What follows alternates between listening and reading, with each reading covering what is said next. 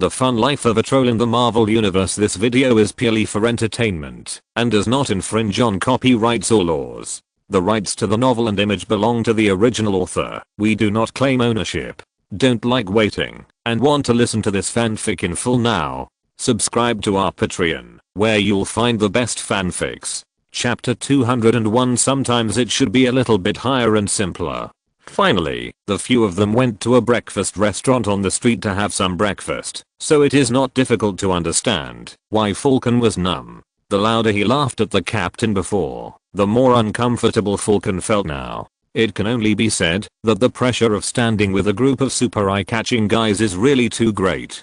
Of course, this is not the real reason for feeling numb. The real reason is still Sherlock. You know, everyone is curious, even Falcon is no exception. Out of protection for Sherlock, although the captain and the Black Sister already know Sherlock's identity, they didn't tell anyone, which led to Falcon not knowing what Sherlock looks like under the appearance of a wizard vest. But Sherlock not only has a strong mass base, but is also the most mysterious guy in the entire Avengers. To be honest, Falcon has long been curious about what the wizard looks like under the mask. Not only Falcon, but even the people in the breakfast restaurant are curious to death. Who is a wizard? Black, white, yellow, or a grinning alien? When Sherlock sat down, except for the captain and Black Widow, almost everyone was looking forward to Sherlock taking off the mask and eating breakfast. But it was obvious that Sherlock had predicted their predictions. As we all know, Sherlock's cyberpunk helmet was designed by Tony at the beginning, which could open the lower part of the visor through mechanical folding, so that Sherlock could use potions in battle. But such an opening similar to Batman's hood obviously made Sherlock not so satisfied. After all, it was too bad. Therefore, in his idle time, Sherlock made a little change to his helmet. What? Isn't Sherlock good at precision mechanics? Why can he modify Tony's helmet? This is about Sherlock's magic.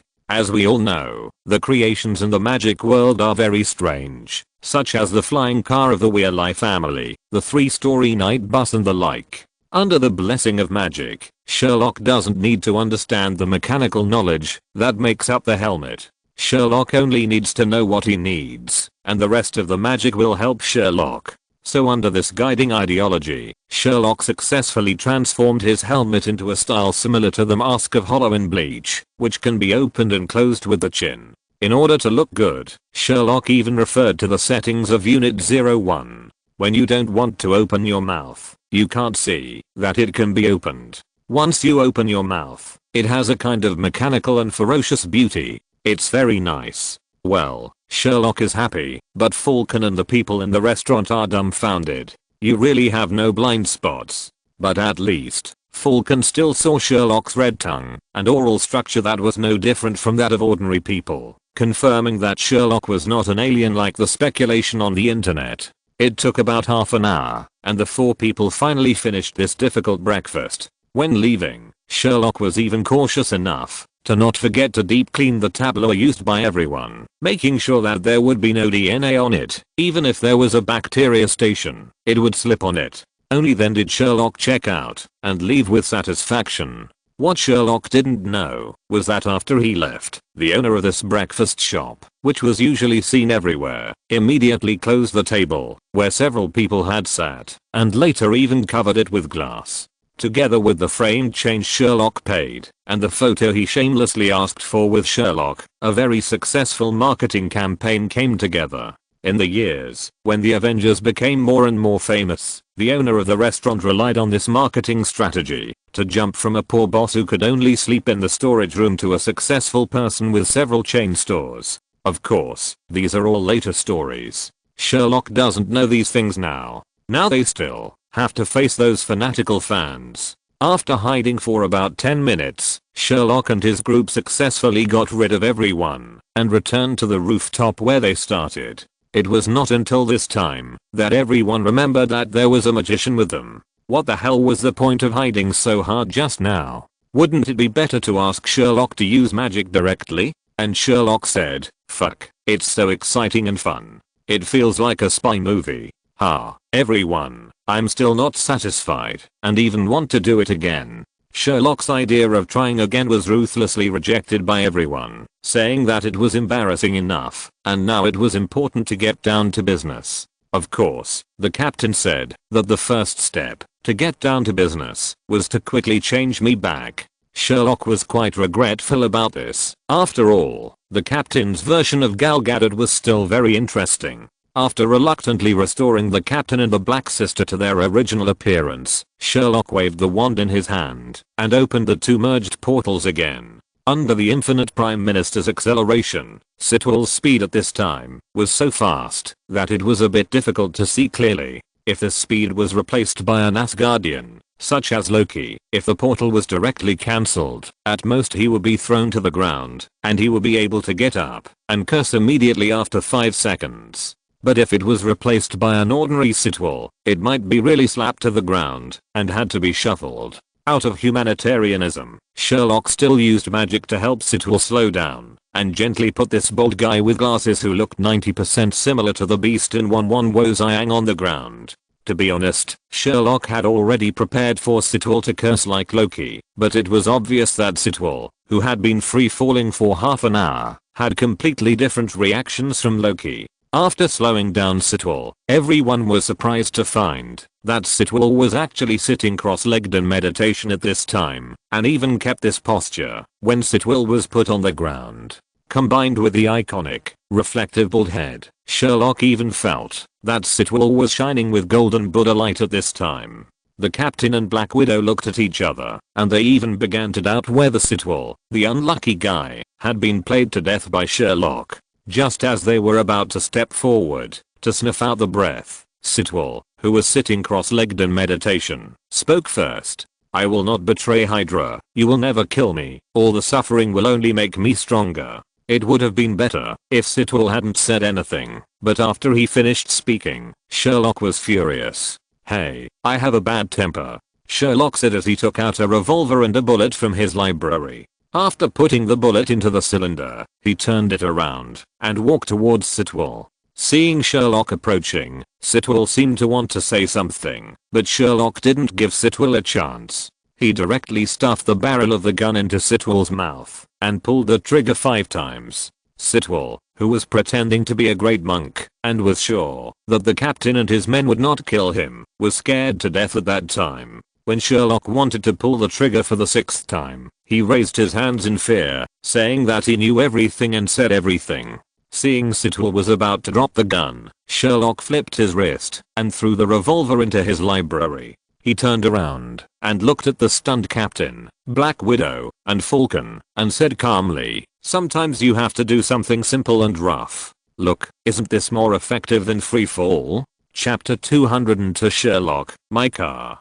Sherlock's actions really opened the eyes of Black Widow and Captain America. It can only be said that Sitwell was lucky today. If someone else had followed Sherlock's level of pulling the trigger 5 times without any hesitation, it is estimated that the opponent would have ascended to heaven long ago. She gave Sherlock a cold eye, and Captain America and Black Widow stopped talking and began to ask what conspiracy Hydra had. Sitwell, who was frightened, of course, told everything he knew carefully. It turned out that, since the development of the Shield's aerospace carrier, Hydra seemed to have seen the hope of ruling the world and began to build the aerospace carrier with all its strength. At the same time, Hydra also secretly assembled a group of its own scientists to develop an algorithm to connect the communication satellites in space. Hydra can quickly calculate the people who may become its enemies now and in the future.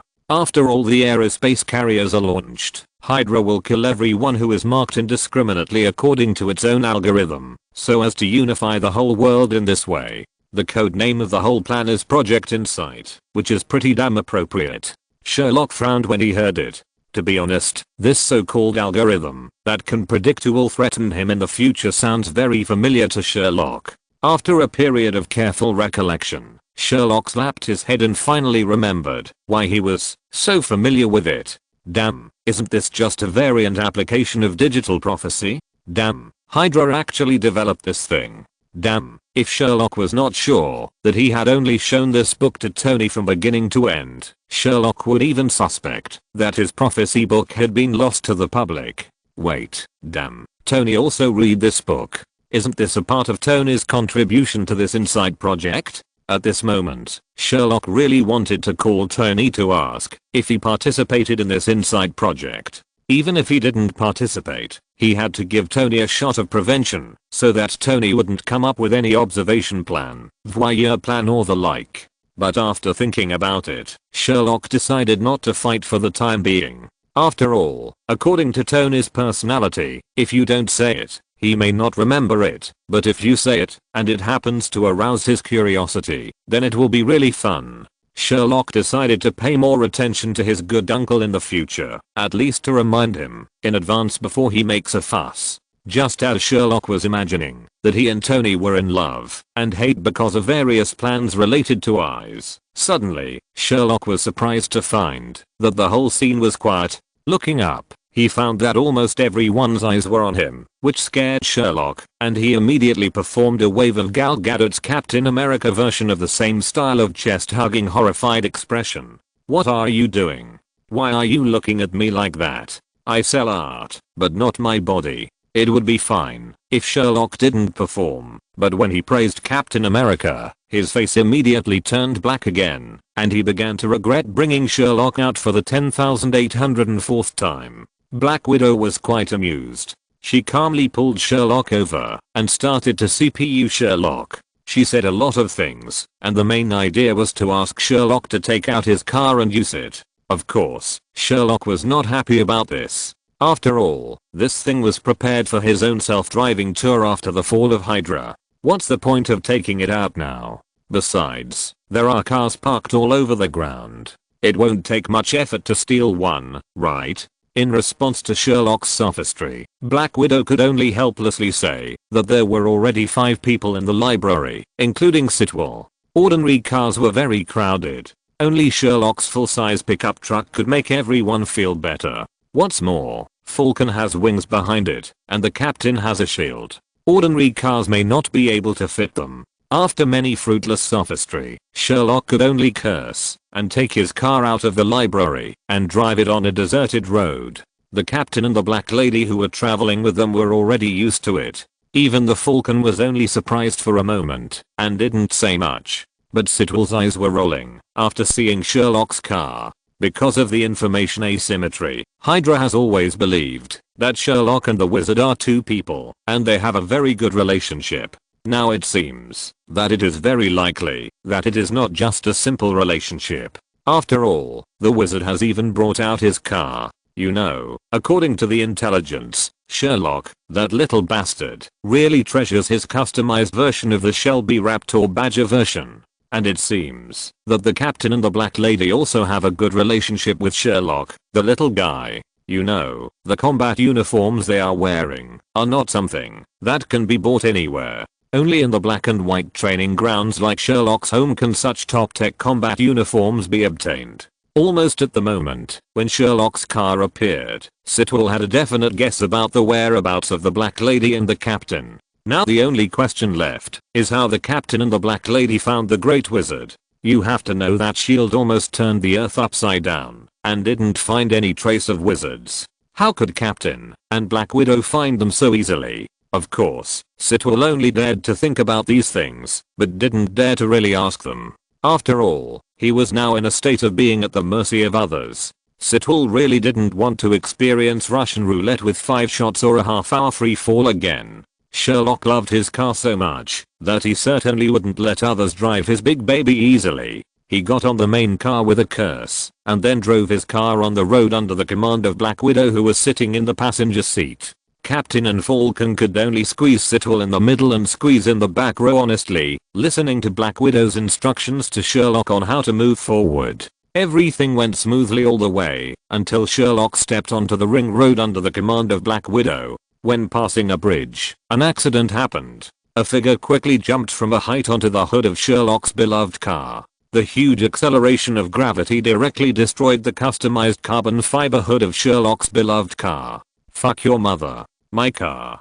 Before Sherlock could finish shouting, the sunroof was pierced by a metal arm, which grabbed Sitwell's collar. The next second, Sitwell was pulled out of the car and flew into the air under the huge force. At that height, it was obvious that he would not survive. Sherlock was completely furious. Damn it, he really doesn't treat my car as a treasure, right? Well, don't live. While driving, Sherlock flipped his hand and took out a Uzi submachine gun. He didn't care whether he could hit it or not. Anyway, the sunroof was gone, and Sherlock didn't feel bad. He fired a burst of bullets at the roof of the car. While hitting, he didn't forget to curse the 18 generations of the guy who destroyed his beloved car. But when Sherlock just counted to the 6th generation, a big silver hand smashed the front windshield and held Sherlock's steering wheel tightly. Sherlock, a mage, was no match for the metal arm, and the steering wheel was turned a big circle by the metal arm.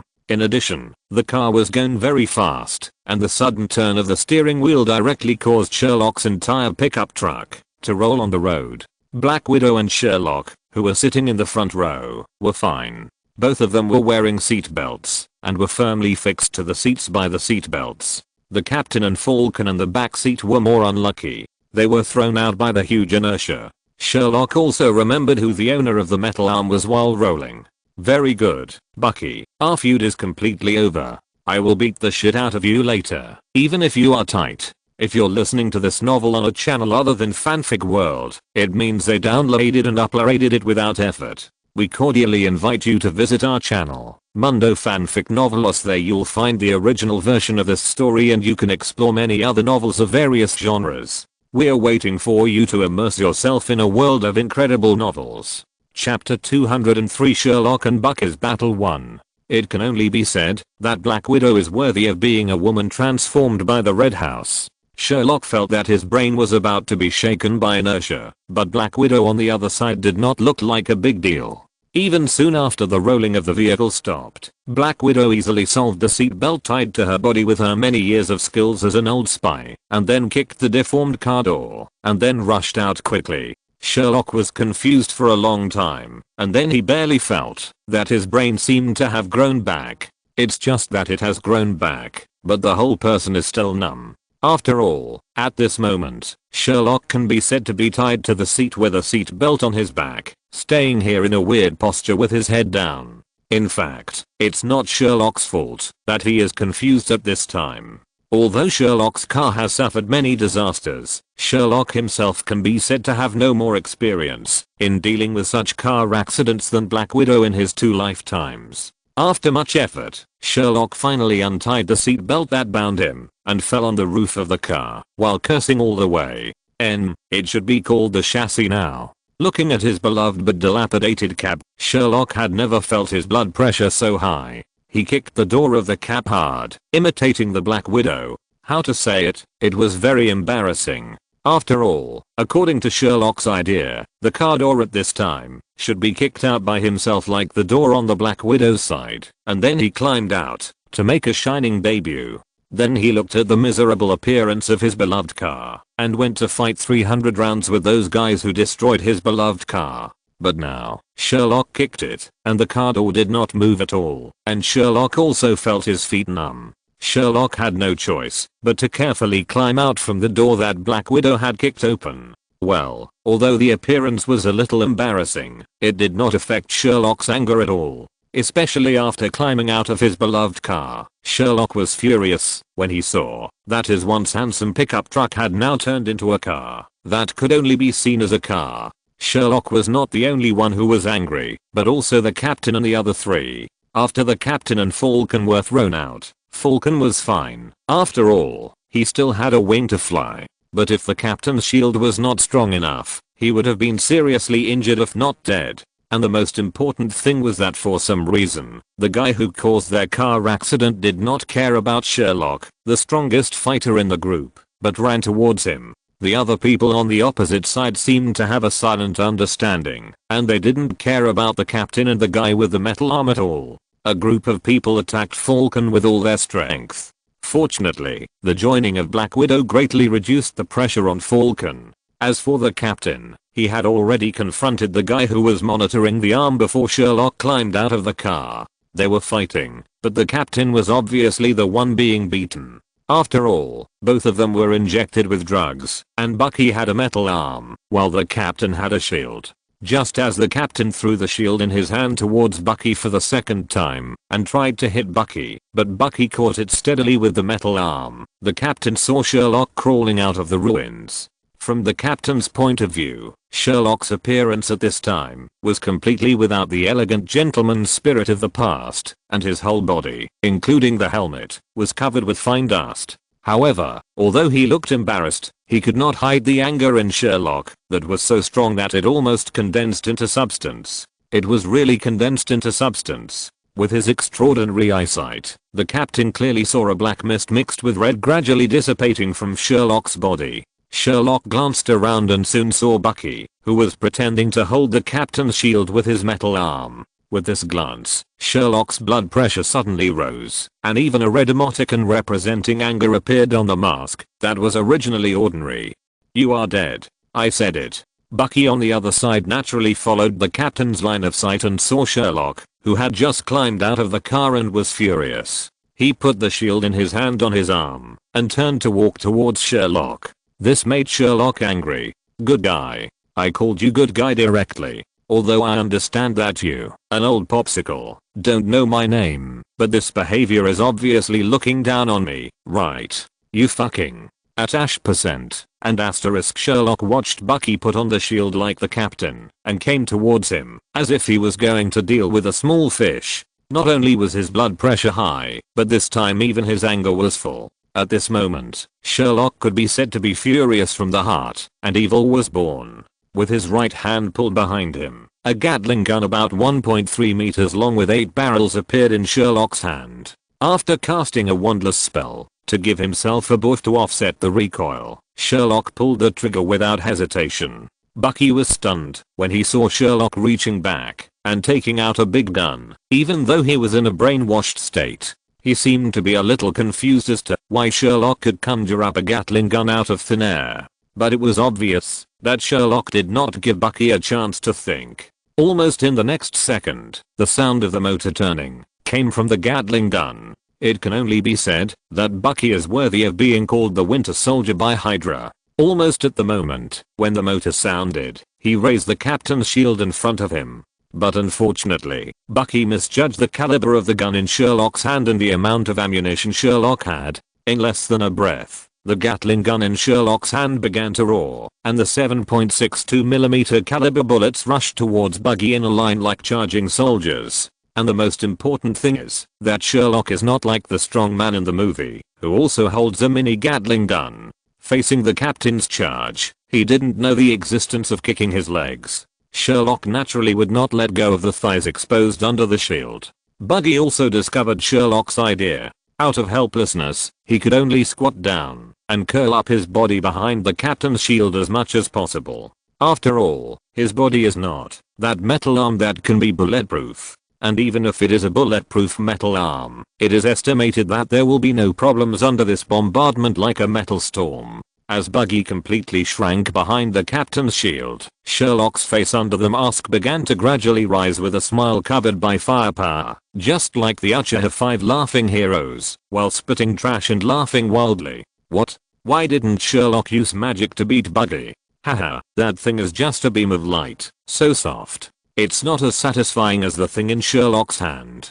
Chapter 204 Sherlock and Bucky's Battle 2. Listening to Sherlock's increasingly wanton smile and mouth cannon, the enemies, Black Widow and Falcon were all silent, and the captain stood there with his face covered in pain. What? Why didn't the captain help Sherlock to subdue Bucky? Do you want to see what you are talking about? Look at the scene. Sherlock and Bucky are like fireworks. The tracer bullets are almost pulled into a straight line, and the ricochets hitting the captain's round shield are blooming like fireworks. Help? Help a fart. The captain said that it is my shield that is not afraid of bullets, not me, a living person. In desperation, the captain can only pick up a gun from the ground to join the battle on the side of Falcon and Black Widow. After all, Sherlock is too cruel here. The captain said that he can't afford to provoke him now. And even if the shield is in his hand, the captain also said that he absolutely does not want to feel Sherlock's cruel fireworks. You know, it's daytime now. Fireworks that can be seen in the daytime. Just think about how cruel it is. Sherlock didn't notice that the captain had already escaped, and all his attention was on Bucky. As more and more bullets were fired, a pile of eggshells gradually piled up around Sherlock, and Bucky was surrounded by the smoke and dust raised by the vibrator. Despite this, Sherlock still didn't release the trigger. It wasn't until all 8 barrels were bright red that Sherlock released the trigger and threw the Gatling gun, which was already on the verge of being scrapped, to the ground. The face under the mask was full of satisfaction from the firepower. Sherlock took out his wand and decided to quickly deal with Bucky first. Bucky's memory was also very important. It was estimated that only Bucky would know who wanted to attack Tony's parents. However, before Sherlock took 2 steps, a shield flew out diagonally from the smoke and dust. After the shield bounced on the ground, it flew towards Sherlock's neck. Sherlock was speechless after seeing this scene. Now Sherlock really wanted to grab the captain's collar and ask him if anyone could use this shield bouncing skill. However, Sherlock was not afraid of the shield coming towards his neck. Not only was he not afraid, but he was also eager to try it. After all, he was made of Uru alloy all over his body. Sherlock didn't believe that this thing on him would be weaker than the captain's vibranium shield. And the most important thing was that Bucky's action of grabbing the shield with one hand was really handsome. Therefore, Sherlock casually put the wand in his hand back into the library and stretched out his hands to learn how to take the shield with his bare hands like Bucky. And Sherlock even thought about the subsequent actions. After taking the shield, he turned 360 degrees and threw the shield back to you. But Sherlock obviously misjudged the strength of Bucky's metal arm. You know, that is the strength that can temporarily suppress the captain. As Sherlock's hands touched the shield, a huge force came out from the shield, almost instantly carrying Sherlock to the back, and the shield itself was still spinning. Sherlock found that he couldn't hold the spinning shield at all. The final result was that, although this shield dart did not really hurt Sherlock's body, Sherlock's heart was seriously injured. After all, it would be embarrassing for anyone to try to show off in public and get beaten up, right? Anyway, Sherlock was quite embarrassed, but Sherlock was always thick-skinned and wore a mask. Except for the captain and the black sister, no one knew Sherlock at the scene, so Sherlock gradually straightened up. Sherlock, who finally propped up his head, turned around and saw that Bucky had rushed to his side without any martial ethics at this time, raised the metal arm and smashed it at his head. Seeing that the fist as big as a sandbag was getting bigger and bigger in front of his eyes, Sherlock did not hesitate to start the phantom shift and disappeared directly on the spot. With the sound of metal hitting stone, Sherlock appeared not far from Bucky. With a flick of his wrist, Sherlock's old wand, which represented death, appeared between his index and middle fingers. Sherlock stared at Bucky, who was slowly getting up, and stopped cursing. His expression under the mask became extremely serious. Everyone who knew Sherlock knew that this meant that Sherlock had begun to take things seriously. The last person who made Sherlock serious did not end up well. His name seemed to be Obadiah Stane. Bucky saw that his attack had missed, so he did not hesitate and rushed towards Sherlock again. Moreover, thanks to Bucky's physical fitness that was far superior to that of ordinary people, Bucky's speed could be said to be very fast. Sherlock would naturally not just wait stupidly for Bucky to rush up and fight with him. Although his Uru alloy could ensure that he would not be injured, it did not mean that he would not feel pain at that time. Without hesitation, he began to wave his wand, and all kinds of magic began to attack Bucky continuously. Compared to Obadiah Stane, Tony's uncle, Sherlock is obviously more restrained when facing Bucky. After all, on the one hand, Sherlock needs Bucky's memory, and on the other hand, Sherlock also needs to pay attention to Bucky's relationship with the captain after his mask falls off. So most of Sherlock's magic is defensive and control magic, trying to capture Bucky alive. It can only be said that Bucky is worthy of his title of Winter Soldier. Hydra's training for Bucky can be said to be quite perfect. Although he doesn't know Sherlock's specific information, just by feeling, Bucky can feel that Sherlock's magic is not easy to deal with. Almost subconsciously, he knows that this thing is more powerful than a bullet, and even his metal arm can never take it hard. Therefore, Bucky can only rely on his strong physical fitness to dodge left and right while trying to get close to Sherlock. Sherlock also had an indifferent attitude. Although Bucky was very flexible, Sherlock was not afraid either. When he felt that Bucky was about to get close to him, Sherlock would move or directly apparate away. For a while, Sherlock and Bucky were in a strange state where neither of them could do anything to the other. Well, it was magical. Chapter 205 Sherlock and Bucky's Battle 3. But as time went by, both Sherlock and Bucky began to feel uncomfortable. Let's talk about Sherlock first. In Sherlock's opinion, Bucky was like a slippery loach. No matter how he used magic, Bucky had a way to dodge it, either relying on the terrain, or relying on the stones or debris on the ground around him to resist Sherlock's magic. After all, Sherlock had been using directional control magic so far, such as the stun spell, the petrification spell, or the obstacle spell. It was not that Sherlock didn't want to use other magic. It was that Sherlock was really afraid of not being able to control the degree. If he got out of control, it would be really difficult to explain to the captain. Bucky was even more uncomfortable. Putting aside Sherlock's weird magic that couldn't even be resisted, Sherlock's old tricks of moving and apparition at any time gave Bucky a headache. It can be said that Sherlock played the kite tactics clearly, but as a kite, Bucky was not so comfortable. Seeing that the two were getting more and more annoying, and the men brought by Bucky on the other side were almost dealt with by the captain, Black Widow and Falcon, Sherlock no longer hesitated and decided to do something ruthless and capture Bucky alive. Thinking of this, Sherlock no longer hesitated and began to output all kinds of crazy spells. This time it was not just control magic, but transformation spells, attack type, and defense type spells emerged in an endless stream. Facing Sherlock's crazy output, Bucky was completely dumbfounded, and his small eyes were full of confusion. He didn't understand why the ground suddenly turned into a big hand, nor did he understand why the stone on the ground turned into a big dog biting towards him. Sherlock's sudden force made Bucky a little difficult to resist. The originally elegant evasive action now looked a little embarrassed. The captain and 3 others on the other side also dealt with all the small fish and began to converge on Sherlock's side. Looking at the embarrassed Bucky in the center of the battlefield, several people even had the mind to whistle and make a noise. After a brief trial, Sherlock also roughly understood Bucky's physical fitness. In short, it was about the same as the captain's. In other words, as long as the strength of magic could control the captain, then it would definitely be able to control Bucky. He no longer hesitated and began to use magic at full strength. In an instant, the 5 stones on the ground began to twist. In just a short while, 5 murderous giant wolves appeared behind Sherlock. The moment the giant wolves appeared, they pounced on Bucky. At this time, Bucky was still dealing with Sherlock's magic and was unable to deal with the giant wolves that attacked them. Almost in an instant, Bucky was pounced on by the giant wolves. While struggling, Bucky's mask was knocked off by something that came from nowhere, revealing his true face.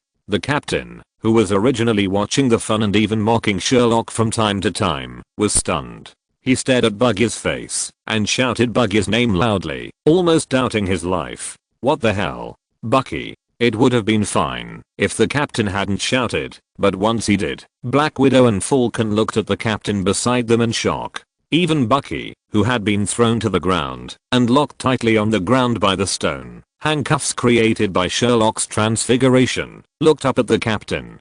Do you know me? Bucky's voice was full of hoarseness, as if someone who hadn't spoken for a long time spoke for the first time, and his eyes were fixed on the captain. After hearing Bucky's words, the captain wanted to say something, but was interrupted by Sherlock. I'm sorry to interrupt your eminence, Captain, but for some things in the future, I have to interrupt your memories. I need the memories in the head of the guy lying on the ground. It would have been better if Sherlock didn't say it. As soon as this classic quote like a villain appeared, the captain immediately looked at Sherlock vigilantly, as if he was afraid that Sherlock would do something like the villain in the movie next. The story of digging open the head of his friend Bucky and using various means to dig out Bucky's brain in order to preserve his memory and also ensuring its activity kept churning in the captain's mind, and Sherlock's eyes began to change and become dangerous. Sherlock even saw the captain secretly glanced at the shield lying not far away. Suddenly, a feeling called speechless spread in Sherlock's heart. What kind of terrible impression did he give to the captain that made the captain feel that I was so dangerous and even considered using force to suppress his actions? Just when Sherlock wanted to say something, 7 or 8 armored vehicles crashed through the wreckage around the bad surroundings and quickly moved towards the few people. At the moment they stopped, a large number of shield arresters jumped out of the car. Seeing that the troublemaker was coming, Sherlock reacted and immediately turned around to look at Bucky, who was fixed on the ground. At this time, Bucky had broken free from the handcuffs Sherlock had created and stood up. He looked like he was about to run, and the surrounding shield arrest team was constantly approaching everyone. Sherlock didn't care about anything else, and a petrification spell and an expendable weapon flew towards Bucky. It wasn't that Sherlock didn't want to use anything else, but this combo was the one he used when he practiced before. Sherlock used these two magics almost by muscle memory, that is, his hands reacted faster than his brain. Bucky also noticed the magic fired by Sherlock behind him, but he was caught off guard and had just broken free from Sherlock's handcuffs. With the combination of the two, Bucky could only dodge the first magic as much as possible, but the second expendable weapon still hit Bucky. In theory, if there is no weapon in the hand, the effect of this magic is actually similar to being punched. Sherlock even planned to chase Bucky alone.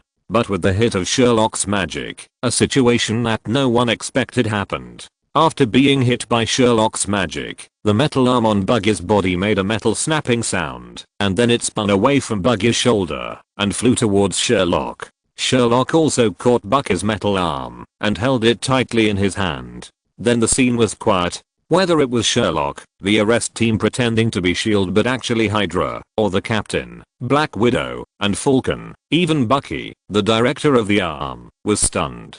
For a moment, everyone was a little at a loss. Everyone had the same thought in their heads. Damn, this thing can be removed. Especially Sherlock. At this time, Sherlock was completely dumbfounded. Damn, this is Bucky's original arm. No one said that this arm can be completely removed like the one produced by Wakanda. In fact, what everyone doesn't know is that according to common sense, this original arm is indeed impossible to remove, just like the so-called dead end tenon, which is something that cannot be removed once installed. But it is estimated that scientists who are beaten to death will never think that there will be magic in the future world, and it is such unreasonable magic as Sherlock. It is precisely because of the existence of magic that Sherlock can easily and completely remove Bucky's arm. The scene became strangely quiet from the moment Bucky's arm flew into Sherlock's hand. In the end, Sherlock was the first to react and stuffed Bucky's original arm into the library. After all, this thing is the original one. Damn, the commemorative significance is even more valuable than the fake Meow hammer with Thor's face printed on it in his own library. Sherlock, who was obsessed with collecting, said that he couldn't stand such temptation at all. And Sherlock's action also successfully made the confused S.H.I.E.L.D. arrest team sober up, and Crossbones shot Sherlock without any hesitation. The bullet hit Sherlock's clothes and made Sherlock stagger. When Sherlock stood up again, Bucky had already disappeared. There was only the roar of the S.H.I.E.L.D. arrest team holding guns, asking Sherlock to hold his head and squat. Sherlock directly ignored the roars of those who told him to give up resistance, and kept scanning the surrounding environment, trying to find Bucky's figure. Where are the people? Where is a big man like me? He disappeared in the blink of an eye. Do you know magic? Or do I know magic? At this moment, Sherlock did not hesitate. For the memory in Bucky's head, Sherlock himself turned into a black smoke and soared into the sky. Bucky must be caught today, and Jesus can't stop him. I said it. Chapter 206 Sherlock, I feel like I'm being played. Facts have proved that no matter how awesome Sherlock is, in America, a land that is very old, but not founded for a long time, he still can't speak as well as Jesus. The most typical example is that Sherlock turned into black smoke and flew for a long time in the air, but he didn't see Bucky running away. Sherlock even turned into black smoke and observed every car along the road. In addition to a large number of horrified emoticons and a large group of intoxicated faces of fans, Sherlock can be said to have gained nothing. Bucky seemed to have evaporated from the world and disappeared without a trace. This made Sherlock, who was floating in the air, feel very aggrieved. My goodness, he was shown by a muggle. For a while, Sherlock even began to doubt whether Bucky was also a traverser or simply the son of destiny of the Skydrop system. He had mastered skills such as flying thunder god or earth escape, otherwise it would be impossible to explain why Bucky disappeared so easily, and even wizards like Sherlock couldn't catch him. In fact, Sherlock had already roughly guessed the truth of the matter by accident, but he just didn't know it. In an empty alley not far from the scene of the incident, the sewer manhole cover in the originally quiet alley was suddenly opened from the inside with great force. With the crisp sound of the metal hitting the stone when the manhole cover fell to the ground, a man with one arm missing climbed out from inside with a gloomy face. This man was Bucky, whom Sherlock had been looking for a long time. Bucky was in a very bad state at this time. Because of his escape in the sewer, Bucky's whole body exuded an unpleasant smell. As for being clean, it was out of the question. He could only try his best to ensure that the filthy and dirty things did not enter his mouth. This was the result of Bucky's efforts. Bucky, who had just climbed out of the sewer, did not wait for him to recover before he sat down by the wall not far away and began to retch. It can only be said that if muggles want to keep their secrets like wizards, they have to pay a price. Otherwise, why do you think Hydra put a mask on Bucky's face that looked unusual?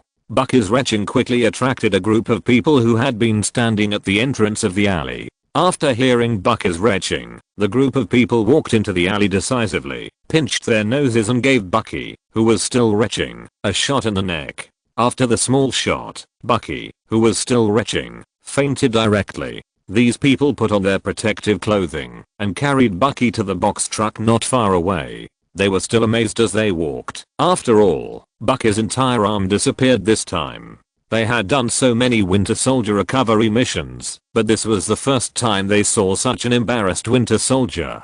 We will talk about Bucky's side later. Let's talk about Sherlock on the other side. Sherlock didn't know what happened in the alley. After all, Sherlock would not roll his eyes and couldn't see Bucky who reappeared. But even if Sherlock had rolled his eyes and was lucky enough to see Bucky crawling out of the sewer, Sherlock probably would have found it difficult to overcome his inner feelings and really run over to chase him. After all, except for those few recycling personnel, Bucky is now in a state of being a spear with shit on it, and whoever he pokes will die. Sherlock said that he still likes the wand in his hand and doesn't want to change it at all. Standing in the air, Sherlock now feels a little bit regretful, regretting that he shouldn't care about this and that. He should have taken care of Bucky's fatal injury after venting his inner evil fire with the Gatling gun and wanted to capture Bucky alive. After all, it was just a fatal injury and there was no wound that could not be cured by a bottle of white moss.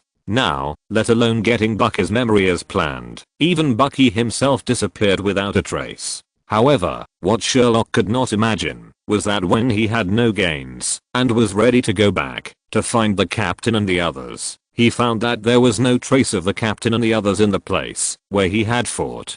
Not to mention the captain, even the wreckage of his beloved car disappeared without a trace. If there were no eggshells on the ground, Sherlock would even doubt whether the battle just now was an illusion. To be honest, sometimes Sherlock really wants to call the police. I dare not say anything else. If NYPD and those officials who are idle can be half as efficient as Hydra, it is estimated that the police in the movie will not be the players who come slowly after everything is over. Of course, there is another reason why Sherlock chased Bucky without hesitation. This is the real world after all. Sherlock believes that facing the Hydra capture team, even with the existence of Crossbones, the captain and his 3 people can still deal with it easily. But now, Sherlock even doubts whether he was collectively acted by the captain and his team. At this time, Sherlock even wants to grab the captain's collar and ask him, "You say you are a transformed human with a peak physical fitness, a player with chest muscles so big that you can pinch a mosquito to death, and a butt so big that you can put a cup of coffee. You just voted like this? And Black Widow and Falcon are not good people either. You are a senior spy with a long service history, but you just followed the captain and surrendered? Not to mention Falcon, you can fly. You can fly! Exclamation mark. Is there anyone in the Hydra capture team who can fly? You look like a bear, but you are an elite of the airborne troops. You can't even tip off the enemy and surrender? Sherlock sat on the roof of a high-rise building next to the road, looking at the staff who were cleaning the eggshells on the ground downstairs with great depression. Looking at the vehicles gradually resuming traffic, Sherlock really began to doubt one thing. Did the Captain and Black Widow surrender because they didn't want to play with them? Otherwise, they couldn't act out such an effect even if they acted. Just when Sherlock was depressed and didn't know what to do next, an electronic voice suddenly sounded from Sherlock's side. "So, the guy with the metal arm is the murderer of my parents?" The sudden voice scared Sherlock so much that he almost lost his balance and fell down the stairs. After finally controlling his balance, Sherlock turned his wrist and the wand appeared in his right hand. He looked at the empty environment vigilantly and shouted, "Who? You are hiding. Come out." As Sherlock's voice fell, the owner of the voice also revealed his figure, but the way he showed himself was, well, how can I describe it? It was just fucking outrageous. Chapter 207 Mark 1 Magic Armor, codenamed Hider. 2023-1009 Chapter 207 Mark 1 Magic Armor, codename Hidden. Sherlock never thought in his life that he would see Tony's face floating in the air, just like the Thai black magic in the horror stories he had seen before. Yes, it's just like a black magic. After all, whoever sees a face floating in the air will have this reaction. Fuck you. This, me. Fuck. Seeing Tony with only one face exposed, Sherlock felt a little bad. If Sherlock himself didn't know magic, and it was still broad daylight, he would probably be scared to death, even if he wasn't scared to death. After all, this scene was really weird. And the most important thing is that, just as Sherlock suspected that he was being played by the Captain and the others, Tony appeared in front of him with a floating face. Sherlock has even begun to wonder if the Marvel world has begun to develop in some strange and mysterious direction. Seeing Sherlock's doubts about life and his serious consideration of whether to attack or not, Tony's mouth twitched fiercely, and he had no choice but to explain to Sherlock. "Remember the invisible cloak you lent me? I made a little modification to it. Mark 1 magic armor. I call it the stealth. In order to pursue the perfection of the stealth effect to the maximum extent, the stealth directly abandons the attack and defense capabilities in addition to the ability to fly. With the magic of your magic cloak, the Mark 1 armor has achieved true complete invisibility. Whether it is infrared, electromagnetic, scanning, or visual, as long as you don't actively expose it, you can't find the existence of the Mark 1 armor at all." Listening to Tony's introduction, this time it was Sherlock's turn to twitch his mouth fiercely. Sherlock boldly reached out and touched the bottom of the face floating in the air about an arm's length away from him. Well, it felt soft as a piece of cloth, and there was a little feeling of metal frame. In addition, Sherlock could even feel the muscles on Tony's calves through the cloth. In an instant, Sherlock imagined a Tony wearing a tights and a steel helmet. Good man, no wonder he could only show his face in such a weird way. Isn't this just a direct paste of his invisibility cloak, one of the 3 deathly hallows, on the outer frame of Mark's armor? At this moment, Sherlock even felt that there were so many complaints that he didn't know where to start. Then again, can this thing still be called one of the 3 deathly hallows? The style of this is too different from the other 2, isn't it? You must know that the 3 deathly hallows are unique in Sherlock's library. This uniqueness means that there is only one set of the 3 deathly hallows in this universe. Unless one of the 3 hallows is destroyed, even Sherlock can never get another one. So far, the divinity of the Elder Wand and the Resurrection Stone are still lying in the vending machine waiting for Sherlock to visit, and the invisibility cloak that has just been exchanged has been changed by Tony into such a ghostly appearance. Sherlock took the time to look at the vending machine in the library. Well, the redemption button for the invisibility cloak was still grey, which meant that Tony, the so-called Mark 1 hidden person, still retained the attributes of the Deathly Hallows. Sherlock's mouth twitched even more violently. For a moment, he couldn't accept the Deathly Hallows with such a big difference in style. Tony didn't pay attention to Sherlock, whose mouth was still twitching, and sat beside Sherlock. In Sherlock's perspective, Tony's face was floating in the air. After shaking, the height became the same as his. Sherlock's mouth twitched even more violently. After hesitating for a long time, Sherlock spoke. "You shouldn't have forgotten, right? I lent you this thing, which means you have to return it." Facing Sherlock's question, Tony acted indifferent and even didn't pay attention to Sherlock's words. He answered Sherlock's question perfunctorily. "Of course, I will send you the Mark 1 armor after this time.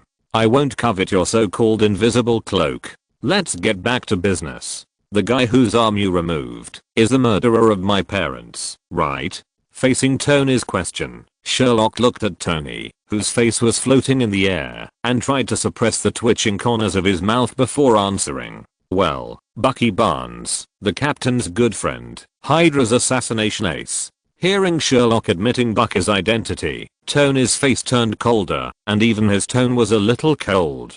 "So, you are afraid of Bucky because you care about the captain's feelings? According to your strength, it shouldn't be difficult to kill Bucky directly." Hearing Tony's words, Sherlock smiled bitterly and spread his hands. Sherlock understood what Tony meant by asking this question, and after a brief thought, he answered. "A little bit, but more of it is to capture Bucky alive, get the memory in his head, and find out the real murderer who killed your parents. It's just that I failed. Just like you said, it's very simple to crush Bucky to death, but how to capture an ant alive without hurting it is really difficult." After listening to Sherlock's explanation, the coldness on Tony's face gradually dissipated. He looked at Sherlock, who was sitting next to him and was busy cleaning up the shells on the battlefield. It took a long time to talk about it. Like Obadiah Stane. After hearing what Tony said, Sherlock was stunned for a moment and then nodded and said, "Well, just like Obadiah Stane, the Winter Soldier is just a knife. What's important is the person holding the knife. We only have this chance to find out who gave the order from the Winter Soldier's memory. There are many old guys in Hydra, so we can always find it." After hearing Sherlock's thoughts, Tony was silent for a rare time. Reason told Tony that Sherlock's choice was not wrong, but emotionally, Tony still wanted to kill Bucky to avenge his parents. After a while, Tony seemed to have made up his mind. He patted Sherlock's shoulder and said in a relaxed tone, "Well, although I still hate that idiot named Bucky, I even dislike the captain a little bit." After speaking, Tony's face floating in the air gradually became higher. Judging from the height, he should have stood up. Seeing Tony stand up, Sherlock also smiled and continued, "Go back and change. Revenge is only effective if you do it yourself, isn't it?" After hearing Sherlock's words, Tony nodded, closed his mask, and disappeared without a trace again. Sherlock only heard a slight spraying sound, and then saw 4 palm-sized blue flames rising around him. After just a few breaths, Sherlock could no longer see the 4 flames. It must be said that Tony was quite capable. During the day, even if Tony really flew in the air, it would be difficult to spot Tony wearing the stealth with the naked eye. Sherlock sat there for a while before he sighed. Seeing that the shells below had been cleared and the entire road had returned to its original busy state, Sherlock stood up and stretched. So cool. So what should I do next? Chapter 208, Rebirth of the Winter Soldier. While Sherlock and Tony were talking, and Captain America, Black Widow, and Falcon were rescued by Agent Hill from the Hydra vehicle, our Winter Soldier was not feeling well either. The van carrying the unconscious Bucky made many turns and finally drove into the headquarters of SHIELD, but it was not located in the Trident building above, but in the base for manufacturing aerospace carriers under the Trident. The guys in Hydra had no mercy. The unconscious Bucky was dragged out of the van by the guys in protective suits by one ankle like a dead dog. This is an exclusive area opened up by Hydra. Except for the Hydra people, there is no one in SHIELD. It can only be said that authority is a good thing, and Hydra Meng, who has been lurking in SHIELD for many years, has already taken the authority that originally existed for confidentiality to a new level. 2 guys in protective suits dragged Bucky to a place that looked like a car wash shed. While they were talking nonsense about Bucky's current bad condition, they picked up the high-pressure water gun next to them and started spraying water at Bucky. They didn't treat Bucky as a person at all, but as a car. Under the effect of the drug, even if he was treated like this, Bucky didn't seem to wake up at all, and the 2 Hydras in protective suits didn't look nervous at all, as if they were sure that Bucky couldn't wake up at all. Looking at the posture of the 2 people cooperating, it was obvious that this was not the first time. In just less than 10 minutes, the two cleaned Bucky, took off Bucky's clothes, and threw them into the trash can, and the two worked together to lift Bucky onto the stretcher that had been placed aside. This is indeed not the first time the two have done this job. You know, Bucky's metal arm looks cool, but it is actually not indestructible. After all, this thing is made of stainless steel, not vibranium like Captain's shield. Having said that, it was the first time they had encountered a situation like this, where the entire arm disappeared. Even if it was damaged on normal days, it would only be near the forearm or the wrist. For such minor injuries, the two men could easily fix them. After all, it was a product made by the Russians, and the repair method was also very simple. They could just cut it off with an angle grinder at a fixed position, and then find new parts, and then wire and weld what needed to be wired. But now the entire arm was lost, which was not something the two men could handle, so they reported it directly. The high-level officials of Hydra did not embarrass the two men, but just asked them to push Bucky into a laboratory with a high level of confidentiality. The two men did not hesitate, and directly threw the naked Bucky into the laboratory, and then left with a smile. After a while, the door of the laboratory was pushed open again, and a large group of white coats entered in a line with a new mechanical arm. Everyone had a fanatical look on their faces, and began to carefully study the connection between Bucky's body and the metal arm. You should know that this metal arm of Bucky is a product of the Russians. Although they are both Hydra, there is a natural difference between the Russians and the West. It was an internal fight of Hydra. Although the Hydra here won, many technologies of the Russians were almost lost. The most typical one is the brainwashing technology of Bucky in the blueprint of this metal arm. Now the Hydra only knows Bucky's startup order and can rely on the accessories left by the Russians to make simple repairs to Bucky's metal arm, but it is tantamount to a fool's dream to remove Bucky's arm without hurting Bucky and observe how he can be so flexible. Although they also have a complete arm left by the Russians as a spare part, the main control problem is on Bucky.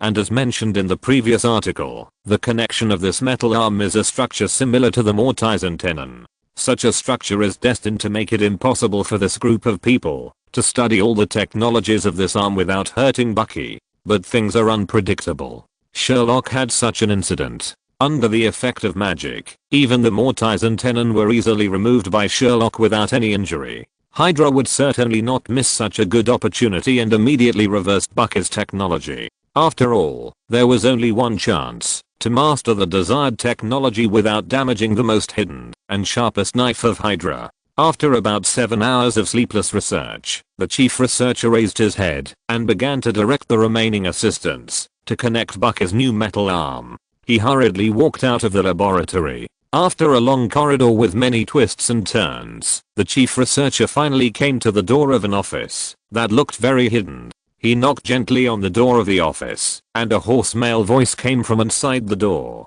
"Come in." With this hoarse voice, the researcher pushed open the door of the office very servilely and said to the cold man sitting behind the desk with a cigar in his mouth, "Mr. John Garrett, the analysis of the Winter Soldier's arm has been completed.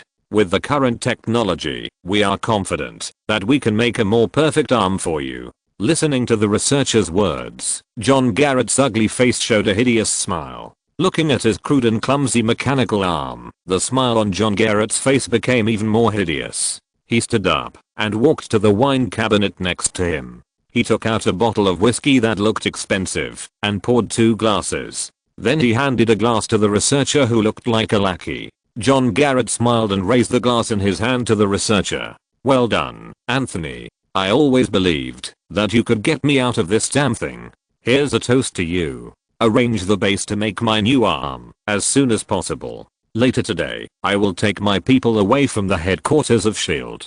I have a hunch that something big will happen here. Now is not the time to expose our strength. We need to leave as soon as possible." Hearing the man's hoarse voice like sand, the researcher behaved even more like a lackey. He quickly bent down and raised his glass, still greeting the man. "Of course, great Mr. Clairvoyant, you are the brightest light in the future of Hydra." Hearing the researcher's compliment, John Garrett just smiled and didn't say much. He just looked at his prosthetic arm that was so crude that it couldn't keep up with his reaction, and his eyes flashed with excitement. Chapter 209, A Day at SHIELD. Facts have proved that life is like the love between Sherlock and Anna that died in the light. You never know whether the story comes first or the accident comes first. Seeing his good Uncle Tony fly away, leaving him alone at the scene, Sherlock couldn't help but start thinking about the next move. But for some reason, Sherlock always has a strange feeling. How to say it, it's like you are the real output, but your roommate didn't tell you. After you know it, you hurriedly join the dungeon in the middle of the dungeon. But when you turn around, you find that your friend has gone to the side quest without you. Sherlock has a empty in his heart that he wants to throw in the captain's face, and he must throw it in the face. But to be honest, things have already happened, and Sherlock's complaints are useless. So Sherlock finally decided that at worst he would go to the door of the last boss and wait. No matter how awesome Captain and Black Widow are, they can't skip the last SHIELD, right? The location and the boss were known. If Sherlock couldn't deal with the captain's pig teammates, then Sherlock could really buy a piece of tofu and commit suicide. Although the next course of action was determined, before that, Sherlock decided to rest. It was impossible to stay in a hotel. After all, even in a high-end hotel, the mattress was not as expensive as the mattress in the guest room of Tony's big seaside villa. When thinking of this, Sherlock didn't feel the slightest guilt and casually drew a portal and stepped in. Tony wore the Magic Minus Series Armor Mark I that he made with the help of Sherlock's invisible cloak and flew in the sky for a long time before he saw his big villa. But what Tony didn't expect was that he had just landed in the villa and he didn't even have time to take off his armor when he saw a scene that he could never have imagined. At this time, a person was lying on the soft sofa in Tony's living room. In his left hand, this person held a cheeseburger that Tony was very familiar with, and in his right hand was a fried chicken leg that looked crispy and delicious. On the coffee table in front of him was a large bottle of opened Coke. The oily handprints on the bottle showed that it had been opened for quite some time. On the 100-inch TV opposite, Sherlock's favorite variety show, American Dad Show, was playing. The man was also laughing while watching the TV with a hamburger in one hand and a chicken drumstick in the other. Who else could do such a stupid thing except Sherlock? Tony couldn't think of another one. What made Tony angry the most was that you could come back, and I wasn't afraid of you staying at my house, but I flew back in pain, but you came back early. Come back if you want, and it's obvious that you've been back for quite some time, and you came back with magic right after I left. Damn it, can you kill me if you take care of me? As the saying goes, if you endure for a while, you'll get angrier, and if you take a step back, you'll lose more. Can Tony's temper spoil Sherlock? Impossible. It's impossible. So when Sherlock was watching with great interest, Tony jumped out of his Mark I armor without any hesitation and rushed towards Sherlock. However, Tony seemed to have forgotten that when he was not wearing armor and Sherlock was not using magic, he, an old man with fading looks, could not beat Sherlock, a young man who had received military training and was still in his prime. The final result was that Sherlock touched a lot of oil stains on Tony's clothes, and then Sherlock pressed Tony on the sofa and asked him if he was convinced. Who is Tony? The hardest part of his body is his mouth, especially in front of Sherlock. It is impossible to obey, and he can only fight with his life to maintain his life. The uncle and nephew fought all the way from the living room to the kitchen, from the kitchen to the terrace. Wherever they passed by, it looked like a tornado destroying a parking lot. Although they were beaten into this state and both of them were injured, they stopped in the end. The reason why they stopped was also very simple. Pepper was back. Seeing the house look like it was ransacked, and the uncle and nephew twisting in a ball on the terrace not far away, Pepper's temper could no longer be tolerated.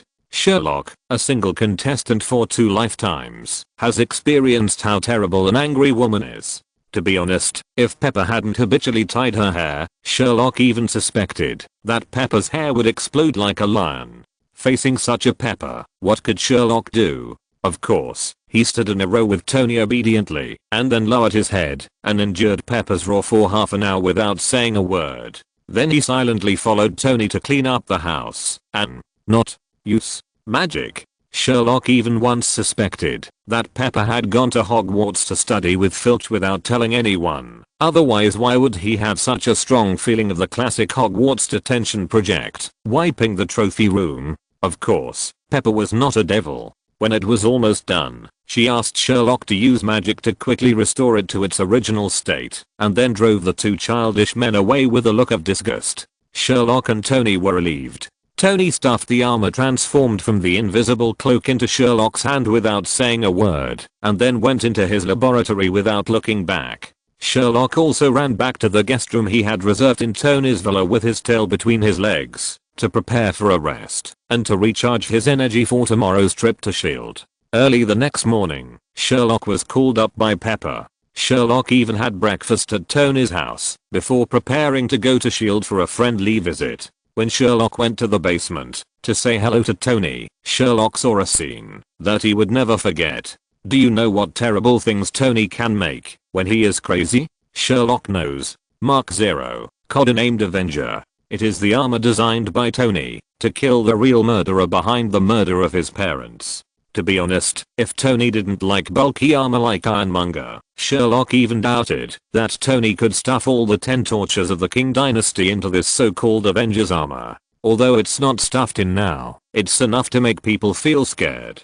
This armor doesn't look like Tony's previous armor at all, and even the color scheme is different from the past. The overall look is like a skeleton warrior crawling out of hell with cold weapons all over his body. It can be said that just looking at it is enough to make people feel scared. If you're listening to this novel on a channel other than Fanfic World, it means they downloaded and uploaded it without effort. We cordially invite you to visit our channel, Mundo Fanfic Novelos. There you'll find the original version of this story and you can explore many other novels of various genres. We're waiting for you to immerse yourself in a world of incredible novels. Chapter 210, SHIELD.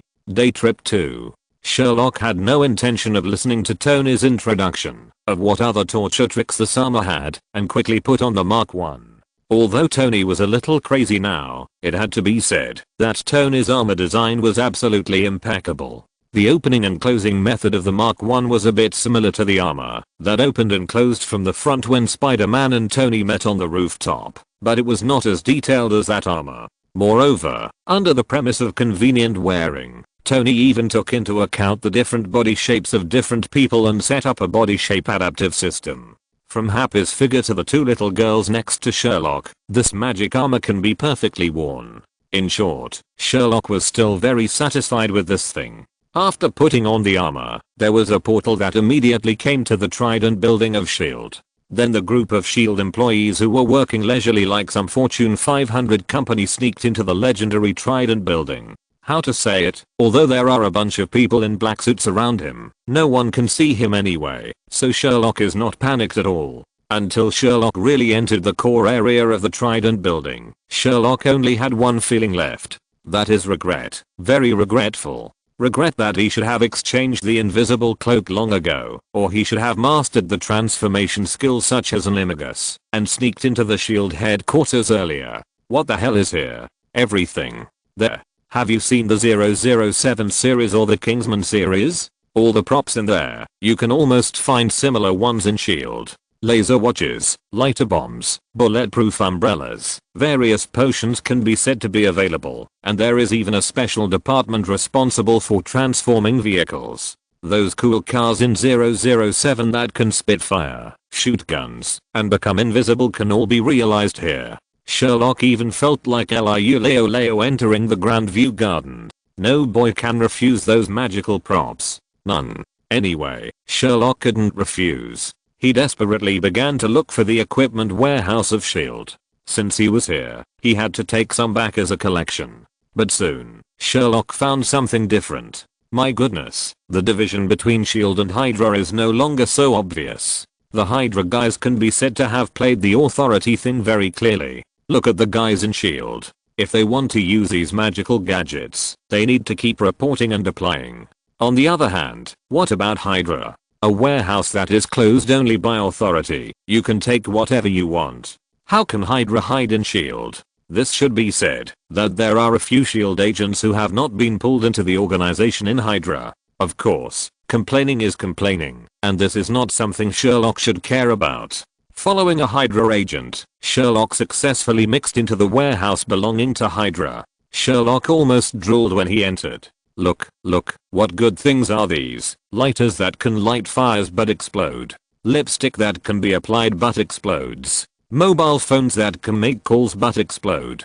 Dragon roots that can vibrate but explode. Well, this is really a bit brutal. Wait, why are all the things that can explode? Oh, a warehouse of explosives? That's fine. For the whole morning, Sherlock seemed to have entered a luxury item purchase project. The smile on his face never faded.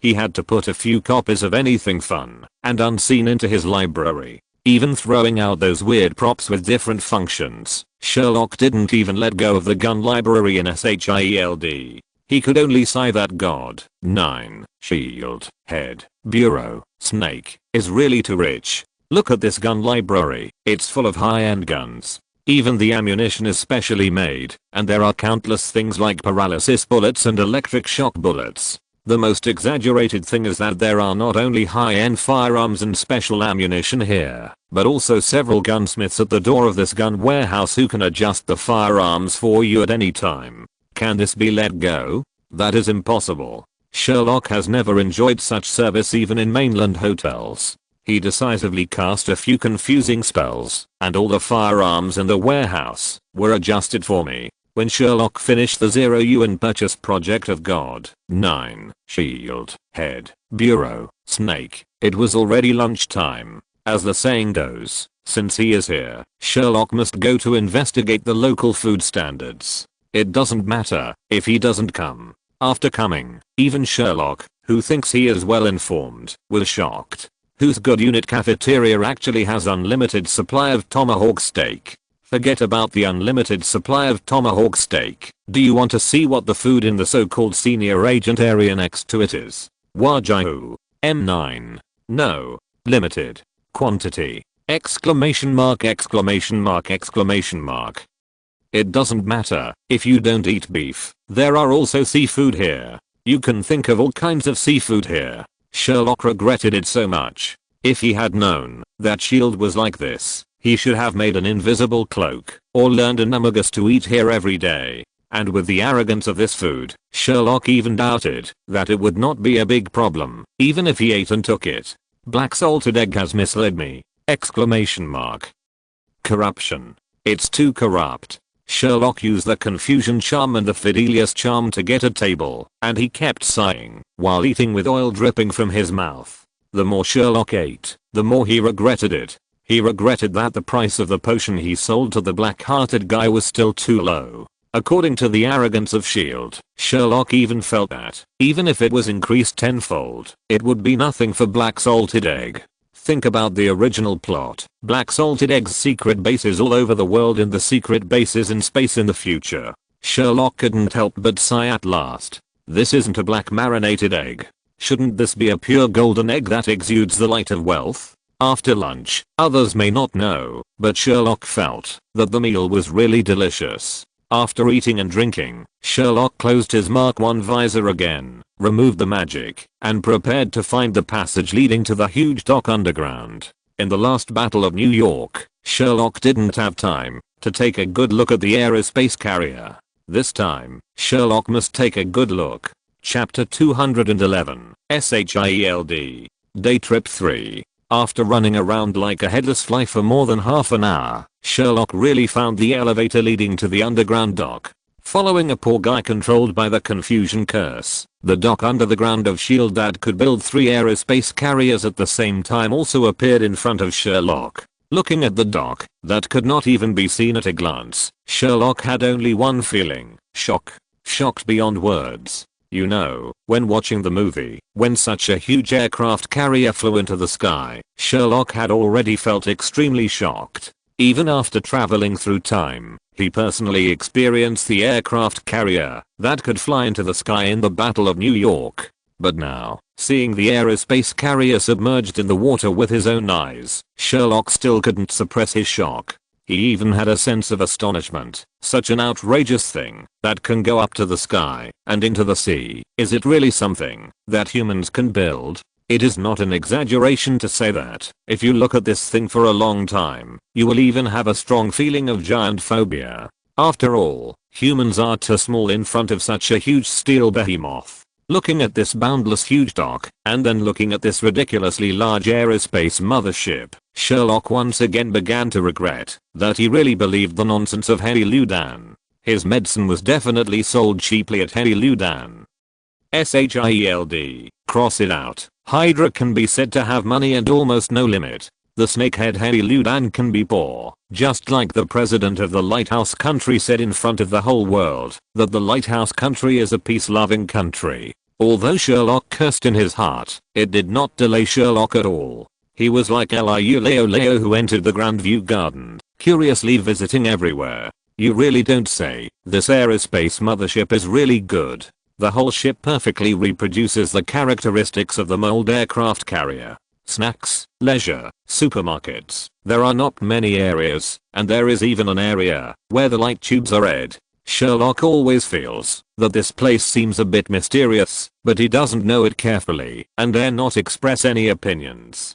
But there is one thing Sherlock is sure of, that is, if he can get one of these things back and use it as his own personal means of transportation, it will definitely be the coolest existence. Even the yachts of the richest guys in the world with a piece of cloth on their heads combined, they will cry and shout for daddy when they see this thing. If he can drive this thing to go fishing on the high seas, Sherlock feels so happy just thinking about it. No, anyway, if I remember correctly, this thing will eventually fall on the headquarters building of S.H.I.E.L.D. Sherlock feels that he can steal a chicken at that time, stuff it into his library with a shrinking spell, and then find time to slowly repair it with the repairing spell. Just think of it as doing a waste recycling job. Well, Sherlock, will steal this chicken. Sherlock, who has booked a helicarrier as a fishing boat, began to stroll along the dock again. Maybe because he was wearing an invisibility cloak, Sherlock was particularly free and looked like a gay. Until Sherlock found something different, a small door. People were coming in and out everywhere else, but there was no one around this small door. It was as if the people around didn't see it, and they were completely ignoring it. This aroused Sherlock's great curiosity. As the saying goes, there must be something wrong when things are abnormal. There must be something shameful inside this small door. In fact, Sherlock was right. This was the base of Hydra. Because of the authority, ordinary members of S.H.I.E.L.D. could not enter the small door at all. Even some members of Hydra on the periphery could not enter this small door. But of course, all this was not difficult for Sherlock. No door could stop Sherlock's unlocking spell. Under the blessing of the confusion spell, Sherlock walked into this mysterious small door in a swagger. Compared with the bustling construction site outside the door, there was no doubt that it was much quieter inside the small door. But compared to the Trident building on the ground, the decoration inside the small door are undoubtedly more sophisticated. Even after Sherlock walked along the corridor for a while, the unique logo of Hydra was placed in the middle of the corridor without any hesitation. Even if Sherlock was stupid, he knew that this place was probably a base belonging to Hydra. It must be said that Hydra was still very thief. Behind an inconspicuous small door in an inconspicuous corner of the dock, it openly built a base that belonged to it, perfectly avoiding all the routes of action of the loyal agents under Black Egg. Even Black Egg himself probably wouldn't have thought that Hydra was so arrogant that there was a blatant base right under his nose. As the saying goes, since he's here, Sherlock certainly won't miss the opportunity to visit the Hydra base. The base is not small in size, and it can be said that it has everything, from laboratories to offices. Even the collections in the warehouse are much more mysterious than the collections of S.H.I.E.L.D. in the Trident building upstairs. Of course, there are also some things that can make Sherlock feel chilled to the bone. The most typical one is an experimental subject, a head that can't tell whether it is male or female, and the bottom is full of octopus tentacles with eyes. The most terrifying thing is that this thing is still alive. According to the file next to the jar, this is a product called the God Making Project. Hydra wants to copy the God's residence with the same logo as this. Of course, the final result is definitely a failure, leaving only such a thing as a collection.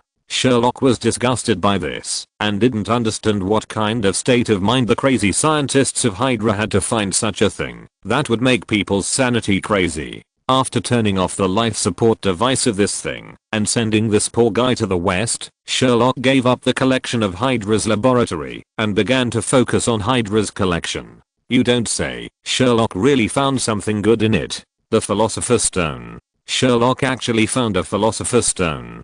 God knows why a thing that can't even be found in Sherlock's library and vending machines actually appears in Hydra's collection. According to the introduction next to it, this thing was dug out by Hydra from an underground ruin in Paris, France. A huge amount of energy was detected in the stone, but it could not be used, and it could only become a collection in the end. Sherlock laughed when he saw this.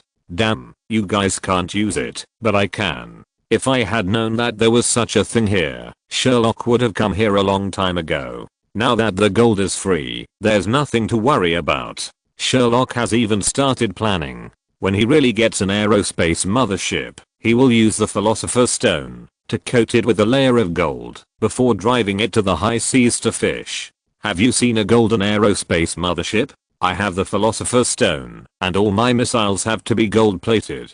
Of course, Sherlock is still very curious about why the Philosopher's Stone in Harry Potter appeared in the Hydra collection warehouse. After all, the first condition for a fun person is to always maintain a strong curiosity. Instinctively, Sherlock decisively went to the archive warehouse and began to look up the action log of that year by comparing the collection number of the Philosopher's Stone. You never know, Sherlock actually found it.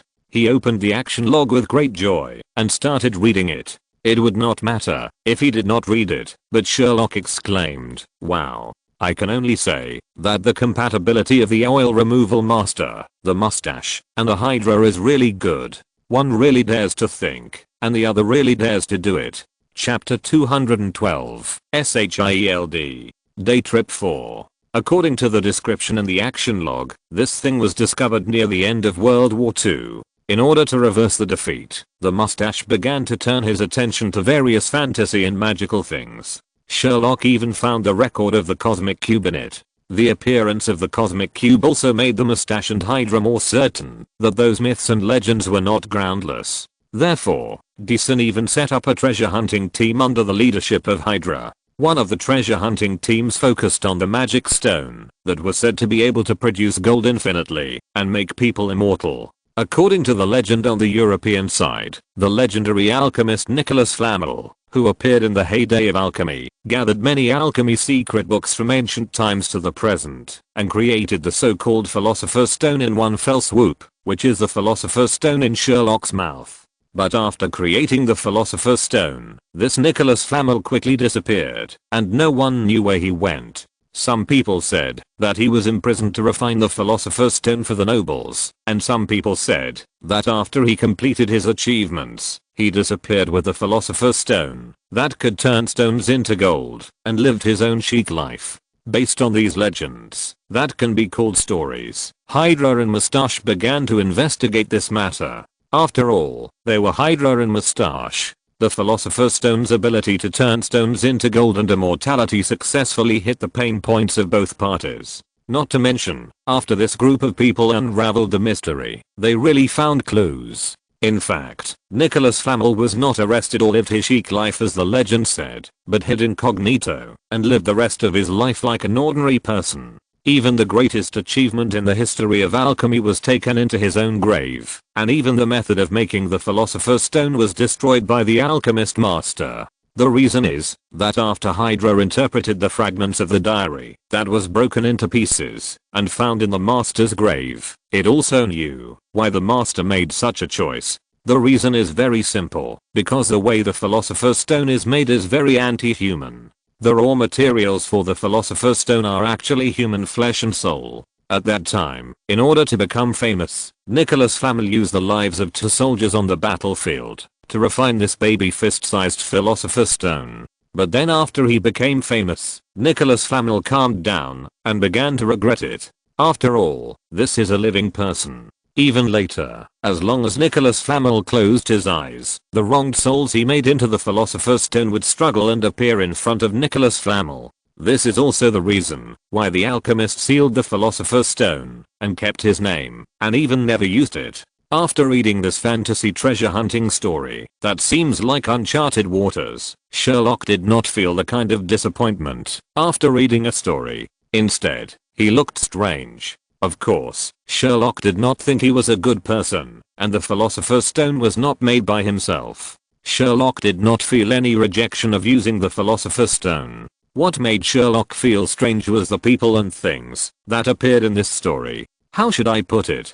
It feels like a mix of Harry Potter and Fullmetal Alchemist. There are so many slots that it even feels strange. The first point is the name of the alchemist, Nicholas Flamel. You may not know much about it, but the other translation of this guy's name is probably hard to forget for anyone who has seen Harry Potter. Nicholas Flamel. Even Sherlock himself began to wonder if this guy had also traveled through the Harry Potter world before him. Is death really the beginning of another great adventure?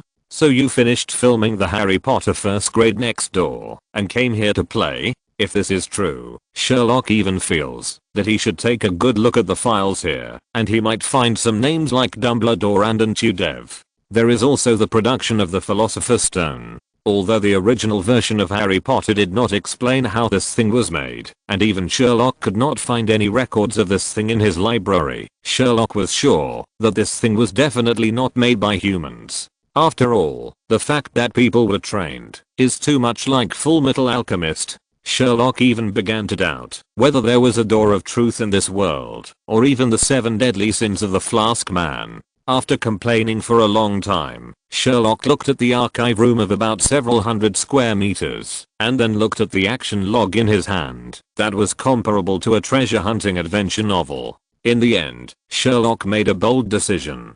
He exchanged 2 boxes of the same style as Newt from the vending machine, and stuffed the entire archive room into the box. After all, in addition to watching fun, Sherlock's only hobby in his previous life was reading novels. Faced with such a huge amount of adventure stories, Sherlock felt that he could not miss such a good opportunity. After all, there is no reading website like Gideon here, and there is even no translation website that could make foreigners quit drugs in his previous life. I dare not say anything else, but this room of action files is definitely the best thing for Sherlock to kill boring time. The only drawback is that the stories are relatively simple, all of which are treasure hunting adventure novels. Of course, since the novels were taken, Sherlock would not let go of the collection warehouse on the other side. Nothing can make people feel excited like comparing the novels with the real objects. Anyway, this place will be smashed into ruins by the falling helicarrier soon, and Hydra will be exposed to everyone's sight and become a street rat under the announcement of Black Widow.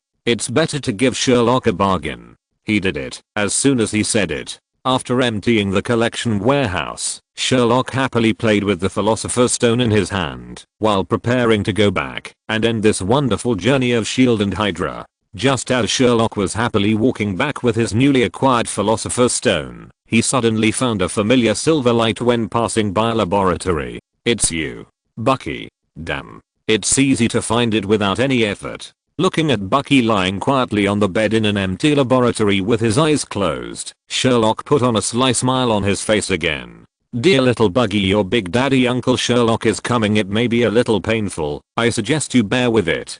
Chapter 213, SHIELD. Day Trip 5. Sherlock was not a fool. As a fragile mage, he could not resist the close-range attack of a modified genetic warrior like Buggy, not to mention that the arm that Sherlock had removed was now on Buggy's body. Sherlock certainly did not dare to be arrogant, so while Sherlock was grinning and talking nonsense, he immediately cast a stun spell on the unconscious Buggy. After ensuring that Buggy would not wake up, Sherlock waved the wand in his hand and happily walked forward to copy Buggy's memory with magic. What? Why not use legilimency? First of all, Bucky's brain was brainwashed. Even if Bucky recovered his memory later, the password could still control Bucky. Sherlock did not want such a weird brain to be connected to his brain at all. Secondly, if he really used legilimency with all his strength, even if Bucky did not resist, Bucky's brain, which was not smart to begin with, could not withstand Sherlock's magic. Although he could get the information he wanted, it was estimated that Bucky would eventually become a fool, and a fool who had mastered the power that was not much different from that of Captain America.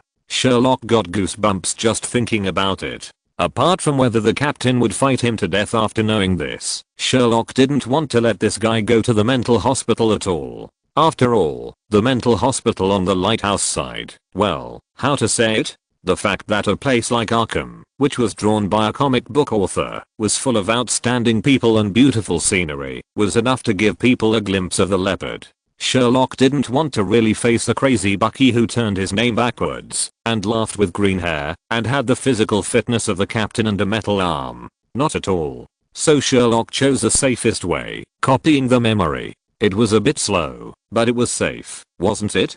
After half an hour of crazy work, Sherlock finally finished copying Bucky's memory. It was also thanks to Bucky being frozen in the Hydra base, and not having much memory, that Sherlock was able to copy it so quickly. Looking at the 30 bottles with milky white light flashing at his feet, Sherlock nodded with satisfaction, and threw the bottles containing Bucky's memory into his library, and then walked out with satisfaction. Although Sherlock also knew that most of the memories here were useless, it did not prevent Sherlock from wanting to immerse himself in the plot of Captain America. Well, I just want to immerse myself in the story of Captain America, and I definitely don't want to sneak a peek at what happened to the captain when he was a child. Absolutely not. Sherlock smiled at the lights. After collecting the bottles of memory on the ground, Sherlock walked out leisurely with great satisfaction. Sherlock was going to set a trigger magic for one of the 3 aerospace carriers still in the dock, and then he was going to go back to analyze the memory. What Sherlock didn't know was that shortly after Sherlock left Bucky's laboratory, Alexander Pierce, the head of Hydra, led a group of people into the laboratory where Bucky was lying. After observing Bucky's condition, Alexander Pierce looked at the group of experimenters behind him with a dark face and gave an order. Wake up this idiot. The Insight plan cannot go wrong.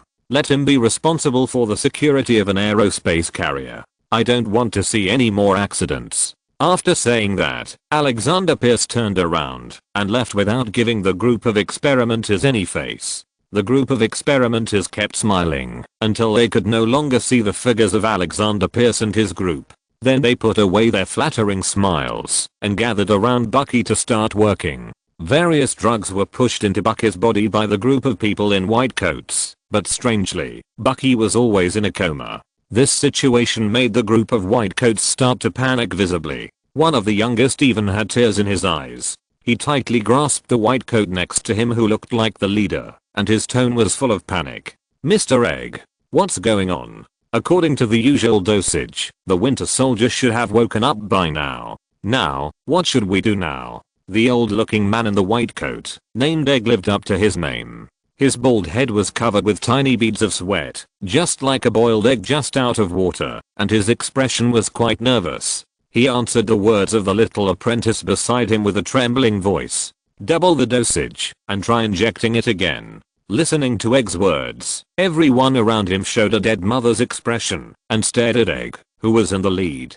Finally, a man who looked not much different from Egg tried to speak. Egg, the dose just injected is already the maximum dose that the human body can withstand. If it doubles again, I'm afraid. The man was interrupted by Egg before he finished speaking. Egg's expression became more and more ferocious, and he almost spoke with his back teeth. Injection. I don't want to say it a second time. If the Winter Soldier doesn't wake up, our bodies will only be in the sewer waiting to be eaten by rats in 10 minutes. You know the rules of Hydra. Merit must be rewarded. Mistakes must be punished. After listening to Egg's words, everyone shuddered and finally listened to Egg's advice. But when the double dose of the drug was pushed into Bucky's body, Bucky just moved his eyelids and didn't show any intention of waking up. Seeing that there was no effect, Egg finally couldn't hold back and started to curse. Call the rubbish in the recycling department to me, and the bastards in the repair department. If our Winter Soldier can't wake up, I want them to die first. After a while, the 2 people responsible for recycling Bucky were carried back with a dead look on their faces. although they frantically explained that it had nothing to do with them and kept saying that they didn't know. It was obvious that the man named Egg had no intention of letting these people go. Of course, Sherlock had no idea that the effect of his magic eventually led to the loss of the lives of a group of unlucky Hydra members, but even if he knew, he probably wouldn't have any idea. After all, it was Hydra, and if they were all villains, they would be killed, and there would definitely be no wrongful convictions. When Sherlock left SHIELD,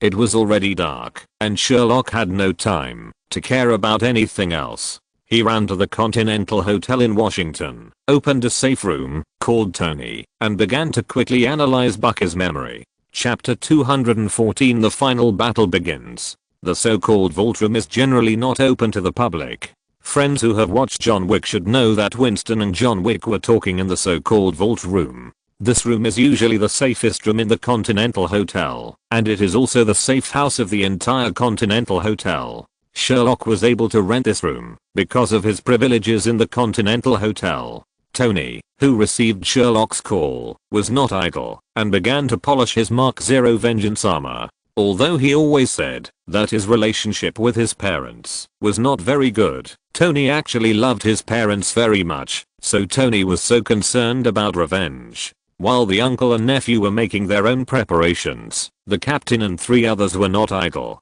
Although they were indeed captured by the Hydra capture team at the beginning, the reason was not that they could not resist, but that the captain and Black Widow saw a familiar face in the capture team, Agent Hill, the deputy of Black Egg. So the 3 people were captured by the capture team without any resistance. As for Sherlock, well, the captain said it was not important, and he was even a little happy.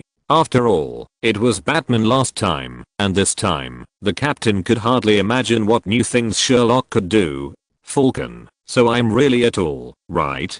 Under Hill's guidance, Captain Falcon and Black Widow easily pressed the arrest team members to the ground for a while, and then quickly left the scene, and saw the almost recovered Black Egg. It is worth mentioning that Black Egg is still in Washington at this time, but in a base that belongs only to him. Fortunately, Sherlock is not here, otherwise he would probably start making trouble again. After all, just looking at the scale of this base, even a fool can know that the cost is not cheap. If the equipment inside are added, it will be an astronomical figure. Black Egg, who is so rich, actually cried poor and squeezed the price when he bought Sherlock's magic potion. He is worthy of being a tactician. His heart is as black as his face. Several people discussed together for a night. Black Brine Egg originally wanted to eliminate Hydra, but was opposed by the captain. The captain believed that Hydra and S.H.I.E.L.D. were no longer separate, and it was better to destroy them directly than to leave hidden dangers. In the end, the captain still persuaded Black Brine Egg and told Black Brine Egg about Hydra's insight plan. After making up his mind, Black Brine Egg did not hesitate and immediately gave the captain 3 chips. As long as the 3 chips are inserted into the server of the aerospace mothership, the computer that originally executed the insight plan will mark the 3 aerospace motherships as the biggest threat targets, and then attack each other. There is only one way to completely disband S.H.I.E.L.D., that is, to completely disclose all the information of S.H.I.E.L.D. According to the style of S.H.I.E.L.D. and Hydra, they will become the target of public criticism the moment the information is released. Without legitimacy, even if Hydra is powerful, it will be powerless to turn the tide, and can only become a wanted criminal. Of course, sacrifices must be made. The biggest sacrifices may be Black Widow and Black Egg. Black Widow is fine. At most, her identity is exposed, and she has to say goodbye to her spy career. Black Egg is uncomfortable. Although the death penalty can be avoided, it is estimated that Black Egg will hardly be trusted by any government in the world. However, looking at Black Egg's fearless appearance, even if they are stupid, they know that Black Egg must have left a way out for himself. It can only be said that Black Egg is worthy of being the biggest old shaman in the entire Marvel world. You can never guess what he has in his backhand. At dawn, several people have formulated a course of action, and then they all went to rest, preparing to start the so-called S.H.I.E.L.D. collapse plan tomorrow. It is said that things are unpredictable. The time for several people to rest is exactly the time for Sherlock's one-day trip to S.H.I.E.L.D. If the two are just a little bit worse, they will meet in the final battle. but due to various coincidences, they are perfectly staggered.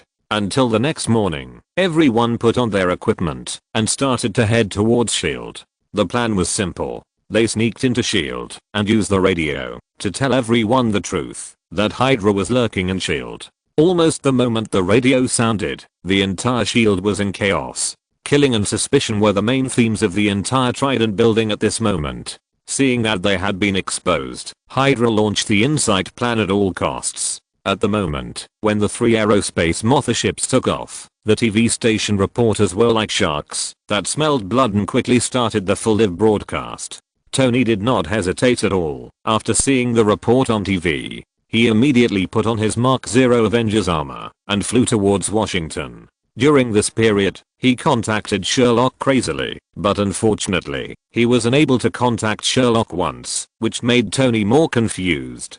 To be honest, no matter which real murderer was hiding behind the scenes, or Bucky as the knife, they were all frantically beating Tony's nerves, making Tony, who was already feeling irritable, seem even more irritable. In just 2 hours on an ordinary morning on October 6th, along with the civil strife and SHIELD, almost everything happened together by coincidence. Not to mention Tony, even Sherlock felt quite irritable. Sherlock, who had locked himself up in the Continental Hotel in Washington, didn't know what was happening outside. After analyzing Bucky's memories all night without sleep, Sherlock was in a bad mood.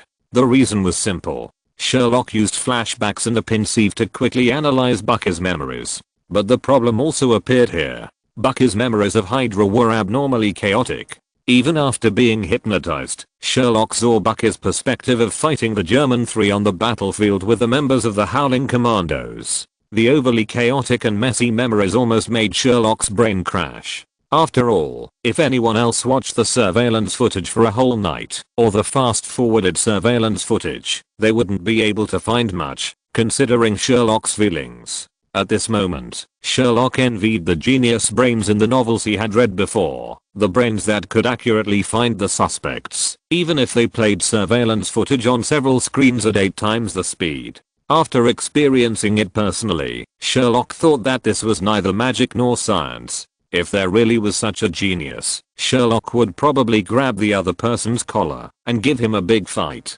After all, everyone has a single core processor, but you have secretly evolved. Not only can you overclock, but also can handle problems in multiple threads, right? Fortunately, hard work pays off, and Sherlock quickly found what he wanted. As expected, a familiar figure appeared in front of Bucky and ordered Bucky, who had just been hypnotized and still retained a trace of consciousness, to kill Tony's parents. Although it was just a glimpse, Sherlock could also confirm the identity of that person, Alexander Pierce. Chapter 259 Man and the Wizard intervening. To be honest, I don't know why Sherlock always has a feeling that Alexander Pierce is similar to the actor who plays the Green Goblin in the Spider-Man filmed by Sony. After knowing the time and the characters, Sherlock did not hesitate and immediately entered the archive room that he had moved away and began to search. You really don't say that S.H.I.E.L.D. has a kind of rigor inherited from Hydra. Sherlock really found Alexander Pierce's resume in the archives. After finding what he wanted, Sherlock walked out of the safe room of the Continental Hotel with a head of chicken coop hair and a thick dark circle under his eyes, while looking at the files in his hand. The heavy safe door had just been opened, and Sherlock's mobile phone seemed to have a seizure and started to ring continuously. The missed call messages appeared one after another on Sherlock's mobile phone screen, and even Sherlock's mobile phone was a little stuck. Just when Sherlock was watching Tony's name swipe on his mobile phone with a subway old man's face, Tony's voice popped out of Sherlock's mobile phone almost the next second. "Sherlock, where on earth have you been, you little brat?" Sherlock was no longer surprised to hear Tony's voice on his phone. After all, Tony had modified his phone the last time he was in the Middle East. Sherlock made a fuss, but it was not very useful. To be honest, the phone that Tony had modified was indeed much better than the ordinary one sold on the market, so Sherlock just let it go. After rolling his eyes helplessly, Sherlock answered Tony's words with a lack of interest and a look of disgust. "What else can I do? I'm busy helping you find your enemy and the murderer." "Ah, what's wrong with you? That makes you call me like a dog who can't find a partner?" Sherlock's tone was slow and steady, and he even yawned in the middle, which made Tony's blood pressure rise while he was on his way. Without saying a word, he projected this morning's news to Sherlock. Sherlock was completely silent when he saw the 3D live news broadcast that suddenly popped up on his phone. After a while, Sherlock also broke down. Sherlock said that he wanted to curse, and he wanted to say MMP to Captain. Good man, Captain, you did it on purpose, didn't you? In the movie, you ran to S.H.I.E.L.D. the next day to stage a real havoc in heaven, fighting with your best friend, loving and killing each other, and trying to influence each other with love. In reality, Sherlock was a gay guy in S.H.I.E.L.D. yesterday and didn't see you. If he hadn't found Bucky in the end, Sherlock might still be a gay guy there. Wait, Bucky? Sherlock slapped his forehead and felt that he had found the truth. It turned out that Bucky's real identity should be Captain America's summoner under the appearance of Winter Soldier and Captain America's best friend, right? Bucky was just found yesterday, and today Captain America came to the door. Sherlock even suspected that the Captain was following him or monitoring him remotely. After all, this was too coincidental. It can be said that coincidence opened the door for coincidence, and coincidence was at home. Of course, after learning the whole story, Sherlock knew that he had no time to continue, so he immediately sent his address to Tony without hesitation, and then asked Jarvis to hack into the S.H.I.E.L.D. database to retrieve Alexander Pierce's resume.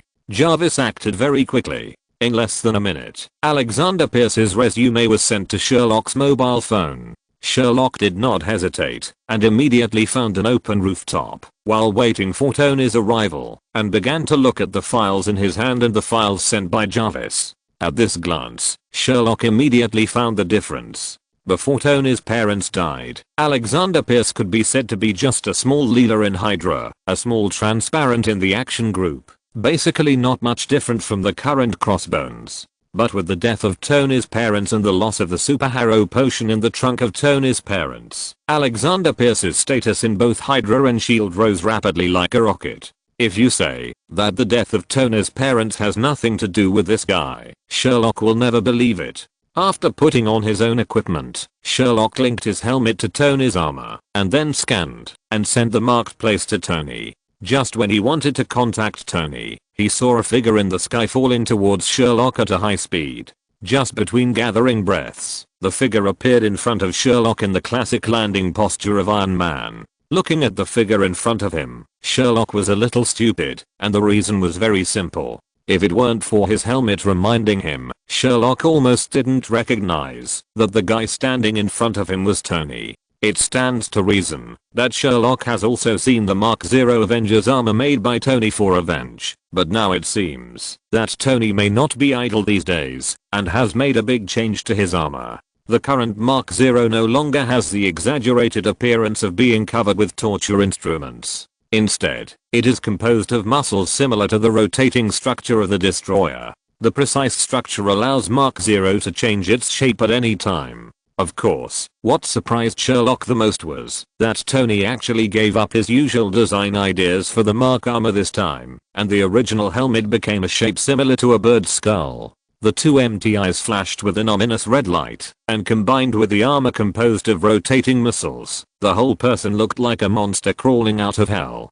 Because of the shape of the helmet, Sherlock even felt that he could wear a tall hat and a suit to cosplay the bird-beaked doctor representing death. Well, from the perspective of a middle school student, this set can be said to be very handsome. Tony seemed to be a little impatient with Sherlock's look, and his tone was a little unhappy.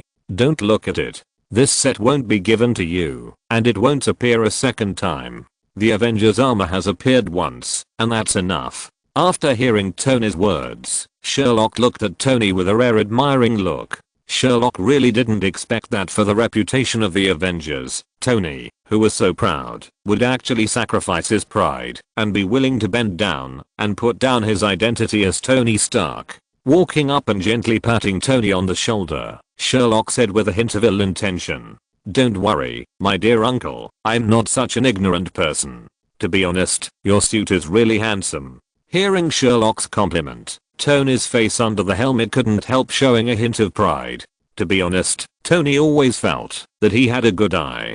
Before Tony wanted to say anything, Sherlock's voice came out again. Relax, my dear Avenger. The next trip may be a little uncomfortable. Chapter 216 I climbed out of hell 1. On the other side, in the Trident building of S.H.I.E.L.D., almost all the senior executives gathered in a room on the top floor. This room can be said to be the room with the highest security level in the entire Trident building. The decoration in the room looks like a conference room, but the magical thing is that, although all the well-known seniors of S.H.I.E.L.D. are gathered here, the scene is strangely quiet, as if the tragic scene of hell across the wall has nothing to do with them. Everyone is smiling and holding the coffee cup in their hands. There are men and women in the conference room, and the person sitting in the main seat is familiar to everyone. Alexander Pierce. Now that Hydra has been exposed, the identity of the person who can sit calmly with the head of Hydra is naturally self-evident. Everyone present must be a villain, and they are all seniors affiliated with Hydra. Everyone has a smile on their face, watching the projection of the live TV on the screen of the conference room, while calmly drinking the coffee in their hands. They are all waiting for the success of the Insight plan. Once the Insight project is really successful, the whole world dare not say, but the whole United States will fall into the hands of Hydra. Looking at the entire history of Hydra, this is also a super achievement. And they only need to drink coffee quietly, with a smile, waiting to be engraved in the history of Hydra. That is to say, Sherlock is not here, and does not know these so-called high level of S.H.I.E.L.D. Otherwise, if Sherlock sees Black Egg next time, he will have to get close to him and taunt him. It turns out that you are the only unlucky guy in S.H.I.E.L.D. who is known as the King of Agents, and you are a good person. The others are all villains. Although Black Egg is not a very authentic person, it is undeniable that this guy is really lucky. When he was young, he met Aunt Marvel. Now he is old, and he arrived before Sherlock without knowing that Sherlock is coming. It can be regarded as a complete block of Sherlock's possibility of getting close to him and using his big power. After knowing the truth, the sound of an airplane suddenly sounded outside the peaceful conference room, accompanied by a huge Quinjet slowly landing on the platform outside. Black Boiled Egg, wearing his iconic black coat, walked down from the plane with a dark face. The appearance of Black Boiled Egg obviously caused a commotion in the peaceful conference room, because according to the intelligence they knew, Black Boiled Egg should have been killed by the Winter Soldier. Black Boiled Egg should have been buried hard in an unknown place. How could he appear here alive? Seeing Black Boiled Egg slowly walking into the conference room from outside, some senior executives stood up on the spot and wanted to kill Black Boiled Egg on the spot again. But it was obvious that Black Boiled Egg didn't even have the slightest intention to pay attention to these people who stood up and still walked firmly towards Alexander Pierce, who was sitting in the main seat. Just when those seniors who were ignored were getting angry and ready to take action, a female senior executive who was sitting not far away and looked about 40 years old and wearing a light green suit stood up in an instant and quickly snatched the gun from the nearest person. Then almost instantly, this old woman who looked very old but was extremely agile emptied the magazine in her pistol at those who stood up. Everyone present almost didn't react to such an emergency, but it didn't stop others from glaring at this old woman who looked difficult to mess with. Xena Wilcox, what are you doing? But the guy who just spoke was choked before he finished speaking. The reason was very simple. The old woman just touched her face and took off a very technological mask, and the face under the mask was very familiar to everyone present. Natasha Romanoff. Hearing her name being called, Black Widow just smiled faintly, calmly took out a magazine from her arms and changed it, and then raised the gun and sneered at everyone. All this happened so fast that no one could react except for two people. One was Black Boiled Egg and the other was Black Boiled Egg's teacher, Alexander Pierce. The two kept their eyes on each other from beginning to end and never left, as if what had just happened did not exist. Black Boiled Egg calmly walked in front of Alexander Pierce with a slightly mocking smile on his face. Good morning, my teacher. I'm back from hell. Facing the mockery of Black Boiled Egg, Alexander Pierce remained calm, as if he had no worries, and still had a calm smile on his face. My best student, Nick Fury. Until now, I have always believed that you are my best student, no one else. If it weren't for your strong sense of justice, I might have invited you to join Hydra a long time ago. But it's not too late now, is it? Join us. you will become the new leader of Hydra. Even if you kill all of us and stop the Inside Project, Hydra will still exist. Just like our motto, if you cut off a head, another head will grow out. Why don't you join us and become the new leader? Alexander Pierce's tone was very calm, as if what he just said was not the life and death of the people in this room, but something that could not be any smaller. Even his tone was very sincere, as if he really wanted Harry Luden to become the next leader of Hydra. In the face of Alexander Pierce's recruitment, the smile on Harry Luden's face became more obvious. He seemed to be mocking Alexander Pierce, who was still sitting calmly in his seat. After a while, he slowly said this. It seems that you are very confident about the rise of Hydra again, my dear teacher. But you overlooked one point. Hydra should not have infiltrated S.H.I.E.L.D. in the first place. After all, under such circumstances, S.H.I.E.L.D. has already mastered all the information of Hydra. It is not difficult to chop off all the heads of Hydra and kill Hydra completely. As long as the S.H.I.E.L.D. database is made public, all Hydra will be exposed to the public. Once you lose your legal nature, you will be no different from rats crossing the street. Speaking of this momentum, I have to thank you. If you hadn't successfully climbed to the top of S.H.I.E.L.D., it would not be so easy to solve this. Listening to the words of the Black Salted Egg, Alexander Pierce's calm face finally smiled. But unfortunately, the smile was full of sarcasm. Yes, but unfortunately, you are a dead man now. And even if you are still alive, your authority does not point you to do this, right? If you're listening to this novel on a channel other than Fanfic World, it means they downloaded and uploaded it without effort. We cordially invite you to visit our channel, Mundo Fanfic Novelos. There you'll find the original version of this story and you can explore many other novels of various genres. We're waiting for you to immerse yourself in a world of incredible novels. Chapter 217 I Climbed Out of Hell 2. After hearing what Alexander Pierce said, Black Boiled Egg did not refute, but just smiled calmly at Alexander Pierce. Seeing Black Boiled Egg looking at him with an expression of I'm watching you pretending to be awesome, Alexander Pierce couldn't hold it back after a while. Although he still looked calm on the surface, he was already a little flustered in his heart, as if he had remembered how stupid his student was. Seeing that the time was almost up, Black Boiled Egg didn't keep the secret any longer. After adjusting his fur coat, he walked towards the machine that verified the permissions and said as he walked, my dear teacher, I'm sorry to tell you that, although Nick Fury has never been the one with the most authority in S.H.I.E.L.D., correspondingly, when this system was established, your authority was not the most, or rather, the authority of everyone present was not the most. The real person with the highest authority is an invisible man, an invisible ghost, and coincidentally, this ghost is now possessed by me. As Black Egg said this, he took off the eye mask scratched by the Devourer, revealing the extremely hideous and broken eyeball underneath, and aimed it at the scanner. With a flash of red light, a cold mechanical female voice sounded. Verification passed. The owner of the highest authority, the King of Agents manager, welcome back. Seeing that Black Egg had obtained the highest authority in S.H.I.E.L.D., Alexander Pierce was really panicked this time, wanting to stand up and stop Black Egg's plan.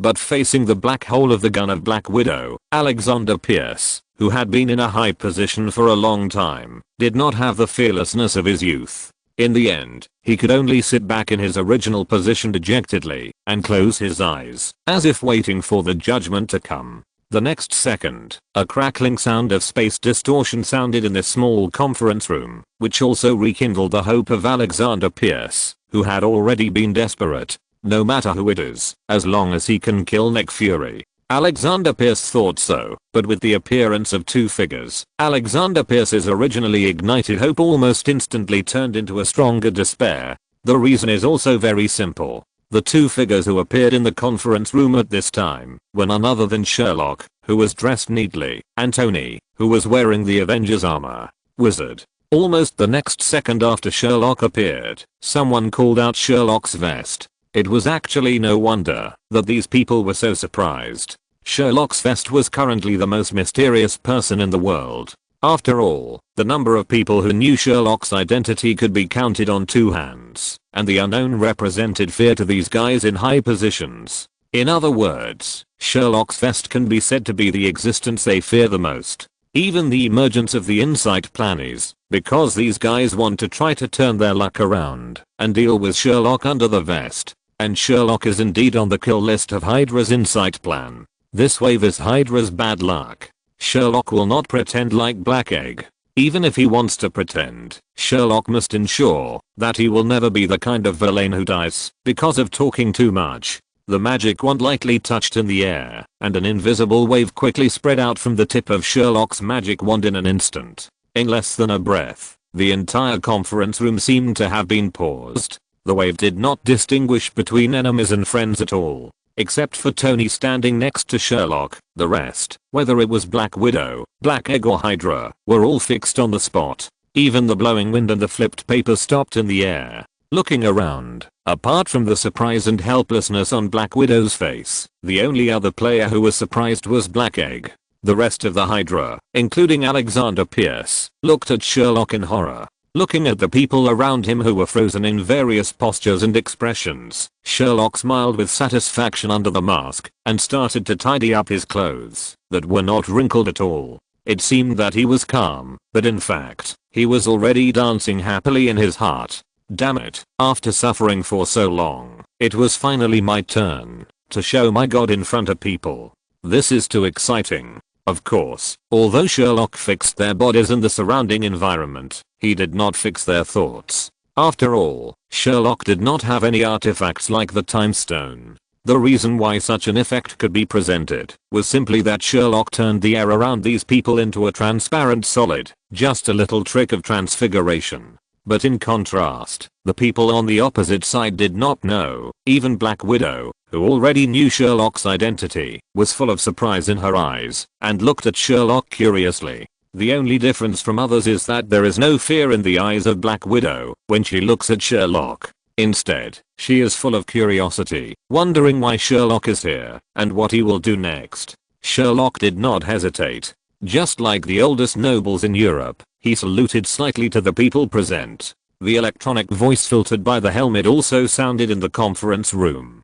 Good morning, gentlemen and ladies present. This presumptuous interruption is just because of one thing, Sherlock said as he walked towards Alexander Pierce, who was in the main seat. When he walked in front of Alexander Pierce, Sherlock stopped. A wretched emoji expression flashed on the screen of the cyberpunk-style helmet, and then quickly returned to normal. Of course, such a small Easter egg could not prevent the panic emotion in Alexander Pierce's heart from turning from a trickle to a torrent in an instant. Sherlock ignored Alexander Pierce's panicked eyes, and slightly turned sideways to reveal Tony, who was still standing in the same place wearing the Avengers armor, and then said, "Respected former director of S.H.I.E.L.D., chairman of the World Security Council, and current head of Hydra, Mr. Alexander Pierce, I solemnly introduce to you the person standing in front of you who is the turning point in your life. Mr. Howard Stark. At the request of my comrade Tony, I brought him back from hell." Hearing Sherlock's words, the panic in Alexander Pierce's eyes quickly turned into horror. Not to mention Alexander Pierce, all the Hydras present, even including Black Egg, were full of horror, and everyone's eyes were fixed on Tony who was standing there. The only exception might be Black Widow. Black Widow, who knew Sherlock's identity, did not deify the existence of wizards like others, but retained a trace of doubt about Sherlock's words. After a while, after Sherlock's repeated urging in the helmet, Tony finally spoke back, which allowed Sherlock's B to continue pretending. "Long time no see, Mr. Alexander Pierce. I crawled out of hell." Chapter 218, Things in the Meeting Room. Others don't know, but after Alexander Pierce heard the electronic sound of Tony's armor, his eyes looked weird, as if he was trapped in a time loop. For some reason, Alexander Pierce always felt that this B pretender was familiar. If he remembered correctly, it seemed that someone had said the same thing to him perhaps a few minutes ago. Similarly, Alexander Pierce was not the only one with a weird look in his eyes. Look at the black wife standing not far away. Her eyes were almost flying to the sky. Sherlock certainly noticed the black wife's eyes that broke through the sky and turned to look at the black wife with some doubts. When the black wife saw Sherlock looking at her, she immediately tried to connect to Sherlock's channel. When their eyes met, the black wife's eyes began to roll straight, trying to send a signal to Sherlock. seeing the black wife's eyes look at him meaningfully for a while, then turned to the black stewed egg behind him, and then turned back to stare at him fiercely. Sherlock understood the black wife's meaning almost in the next second. You better untie me quickly, or I'll tell the bad guy behind you your identity. Faced with such naked danger, what can Sherlock do? Of course he obeyed obediently. After all, whether there is Shield or Hydra, black egg is undoubtedly a synonym for trouble. What's more, this guy's too dirty. His heart is exactly the same as his appearance, so black that it shines. Whether it is now, in the future, or in the past, Sherlock doesn't want to have any connection with this black egg. After all, black egg is equivalent to a toad. If this thing jumps on the back of your foot, it won't bite, but it will definitely disgust you. Anyone who knows black egg thinks so. If you don't believe it, you can see how badly the good guy Coulson was pitted by this guy in the original book. Although the plot of that TV series Agents of S.H.I.E.L.D. cannot be fully believed. After all, the plot in the latter part is so fucking broken that it is foreseeable that working under black egg, Coulsons will definitely not escape the fate of being cheated. Thinking of this, Sherlock shuddered fiercely and immediately waved his wand without hesitation to release the control of Black Egg and Black Widow. Black Widow saw Sherlock so sensible, but she didn't say anything. After rolling her eyes at Sherlock, she turned around and continued to operate the computer that had been unlocked. Black Egg looked at Sherlock standing aside with a mean smile, calmly tidied his clothes, and then walked to Sherlock's side with a smile and said to Sherlock, "Long time no see, Mr. Wizard. To be honest, I'm personally very interested in your magical magic." After that, he took out a business card from his arms and handed it to Sherlock, meaning that if he wanted to, he could contact him. Sherlock's face under the mask looked as uncomfortable as if he had eaten a fly. He didn't even touch the business card. He just took it with his wand. When the business card was about to float in front of him, he decisively activated the apparition and teleported the business card to an unknown place. Then he pretended to be like, "I know, and I have collected your business card with magic. I'm just bullying you, a muggle, because you can't see what I did. What can you do?" Black Egg raised his eyebrows slightly when watching Sherlock's operation. He didn't know if he guessed something or didn't guess anything. He didn't say anything about Sherlock's behavior. After patting Sherlock on the shoulder, Black Egg passed by Sherlock and walked towards Tony, who was still standing there. But when he passed by Sherlock, he whispered something in Sherlock's ear in a voice that only the two of them could hear. "Oh, by the way, I forgot to tell you that I'm back from hell. I've already told that guy before you." When Harry Luden said this, Sherlock felt his blood pressure rise all of a sudden. Good man. It turned out that I was pretending to be cool for a long time, but it was purely ineffective, right? Damn it, no one came out to tell him. They are all playing awkwardly here, right? The more he thought about it, the angrier Sherlock turned his head fiercely and stared at Alexander Pierce, who was still frozen, as if he was considering whether to experiment with the unforgivable curse on this source of embarrassment. He completely forgot that he had controlled the whole scene with magic from the beginning and did not give people a chance to refute. He was really double standard. Hey Ludan ignored Sherlock, who was still sulking, and walked straight to Tony, who was still standing there. Sherlock said that this person was Howard Stark, and Harry Luden was skeptical. But now Harry Luden did not intend to expose it, and smiled and walked up to Tony and said, "Mr. Howard, long time no see." Facing the greeting from Black Sauce Egg, what was Tony doing? Vomiting. That's right, Tony was still vomiting. You know, the power of apparition would make even an air force like Falcon pale. How could an ordinary person like Tony bear it?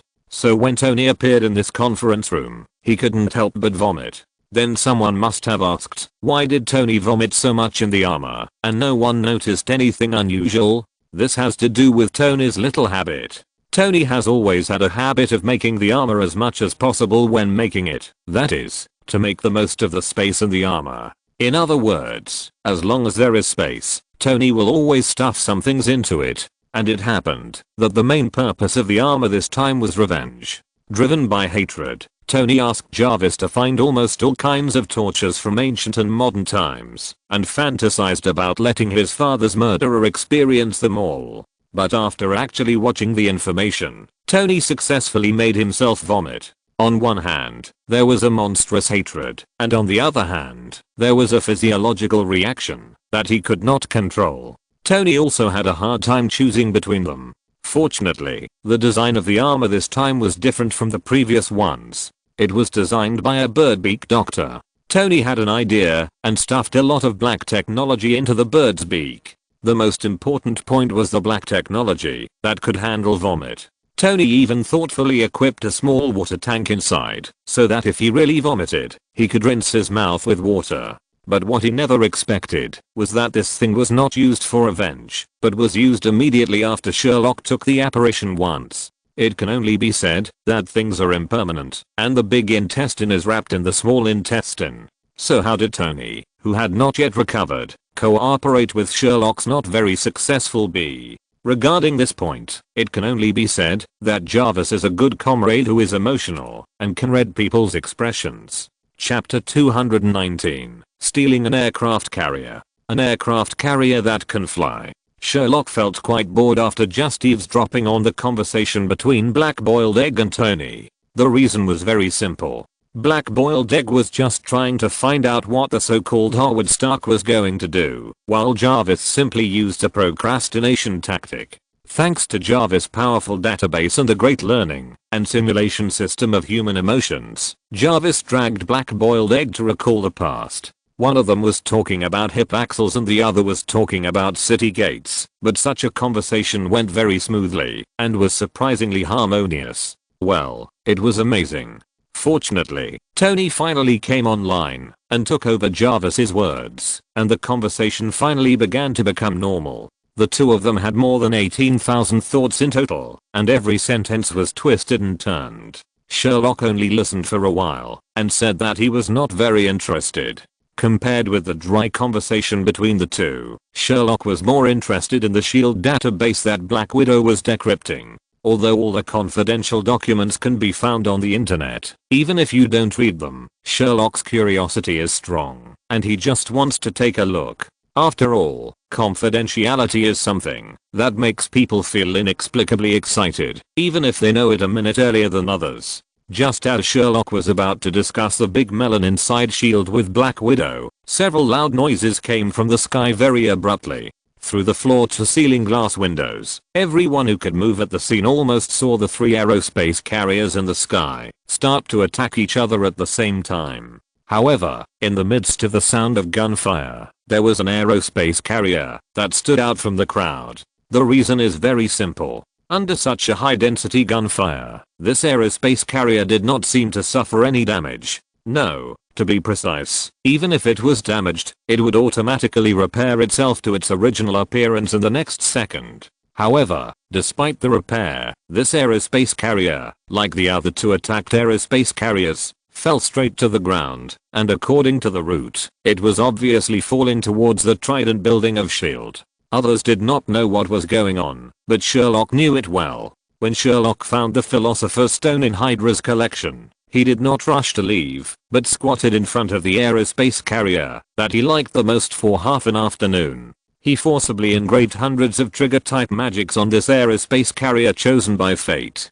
Except for the second one, which was a technological shielding magic similar to that of Hogwarts Castle, the rest were all restored to their original state. The final result was similar to what Sherlock imagined. While the hull was intact, it lost all power, causing the aerospace carrier to fall. This was also what Sherlock wanted. Without any hesitation, Sherlock directly appeared on the deck of this relatively intact aerospace carrier with a phantom. Facing the hurricane on the deck, Sherlock poked his magic wand hard on the deck of the aerospace carrier, and then the magic was activated, and a milky white light instantly enveloped the entire aerospace carrier. The aerospace carrier, which was still falling, stopped falling abruptly the moment it was enveloped by this light, and began to slowly shrink. Everyone watched the aerospace carrier, which was originally as huge as a small island, slowly shrink under the gaze of the milky white light, and finally became about the size of a car. Then it was lifted up by the wizard's magic and slowly landed on the ground. Sherlock glanced at Bucky, who had just pulled Captain America out of the water, and didn't say much. He put all his energy on the aerospace carrier in front of him, which was shrunk to the size of a car. I dare not say anything else. This thing is definitely the thing that plastic guys dream of now. The most important thing about the proportionally reduced aerospace carrier is that, as long as Sherlock removes the magic that blocks technology, everything on this proportionally reduced aerospace carrier can be operated and active. This thing is absolutely explosive, whether it is in the model circle or the plastic circle. Sherlock even thought about it. When the time comes, he will take this shrunken aerospace mothership to blow up the plastic circle first, then the model circle, and finally restore it in the Atlantic Ocean. Then he will use the magic stone to plate a layer of gold, and then drive it to the place with a cloth on the top of the head that says I'm the richest in the world, and leisurely cast a few rods on it, and at the same time, overturn the tables of the yacht circle and the sea fishing circle. Even after fishing, this thing can fly away. Even if your yachts that can only swim in the sea are expensive, can they be as cool as mine? What can you compare with me? Size? This is an aircraft carrier. Price? Putting aside this thing, this is an aircraft carrier, and it is also gold plated. Facilities? This thing of mine can take off and land fighter jets. How awesome is it that your yacht can also take off a fighter jet? Entertainment? The upper deck and lower hangar of this thing can bring half of the people of West Pakistan to party. What can you compare with me? A crushing victory, okay. Even in the field of sea fishing, Sherlock can be said to be at the top. I drove an aircraft carrier out to fish. Air Force. Bullshit. I will never bring an Air Force in my life. If you don't believe me, ask me about the missiles on the fighter jets parked on the deck, and the close-in defense guns that are basically surrounded. With this firepower configuration, even if I can't catch it, I can blow it up. Even sperm whales can't help. American Sea Fishing Pro Maximum Ultra version, you deserve it. The more Sherlock thought about it, the happier he felt. While laughing more and more wantonly and obscenely, he controlled the magic to make the aerospace carrier tremble in the air. After all, although this thing was temporarily activated and fully automatically controlled, it didn't mean that there would be no people inside. Sherlock had to shake out all these guys who were shrunk together. Sherlock was so immersed in his own fantasy that he didn't know how long he had been shaking. Finally, he was patted on the shoulder, and then he reacted. When Sherlock reacted, he found that Black Egg, Black Widow, Falcon, Captain America and Tony in the Avengers armor were standing behind him. Black Egg, who patted his shoulder, looked at the little people who kept coming out of the shrinking helicarrier by Sherlock with a strange look on his face. He frowned and thought for a long time before saying, "Wizard, this thing is an asset of S.H.I.E.L.D. after all." Black Egg was interrupted by Sherlock before he finished speaking. The display screen of the helmet showed a contemptuous expression looking at Black Egg standing next to him. Asset of S.H.I.E.L.D. Will he respond if you call him? Will he respond if I call him? After saying that, Sherlock really called him. "Come here, Ziada Kong, come and pat my head." Then everyone stared with wide eyes at the aerospace mothership that was shaking like a puppy, and it came to Sherlock like a puppy, and Sherlock also touched the part at the bow of the ship very seriously. Then Sherlock turned his head and stared at the black braised egg standing next to him, without saying a word, just watching. Everyone present also knew that this must be Sherlock's magic, but because of the popularity of the black braised egg, well, how to say it, he was cheated a lot of times, and now it was rare to see the black braised egg suffer a loss, so everyone was happy to watch the show. You will regret it. This thing costs a lot of money. Seeing that he couldn't argue, the black braised egg could only play a trick to try to save his face. Everyone rolled their eyes at this, and Sherlock didn't hesitate to directly retort. "Sorry, magic doesn't need maintenance." This sentence made everyone around laugh. Even Hill, who had been following the black braised egg, was no exception. Black Sauce Egg's face became even darker. As for those little people who were brought out, well, no one would think about them. At most they were just missing. As for their life or death, well, we can only say that this is not a game. Grounded and two-person trips are not feasible in a real environment. I hope they survive tonight. Chapter 220 Everything is Over, Part 1. As they laughed, the tension and fatigue from the battle just now disappeared without a trace, along with the hearty laughter. Everyone's conversation began to run wild, of course, including Tony, who was the father of the family. Black Widow had her own thoughts, because through Sherlock's identity, plus the fact that the so-called Howard Stark was essentially here for revenge, she probably guessed that the person under the birdbeak mask was Tony. On the other hand, Captain, I don't know if it was because Sherlock criticized him too much and his PTSD broke out when he said that the bird-beaked weirdo was Howard Stark. Captain didn't have a single doubt and went up to greet his old friend. But it's not the Captain's fault. After all, with Sherlock, the Captain can be said to have rich experience. He has been foul-mouthed, embarrassed, turned into a bunny girl, and been Batman, not to mention that Sherlock brought out a Howard Stark.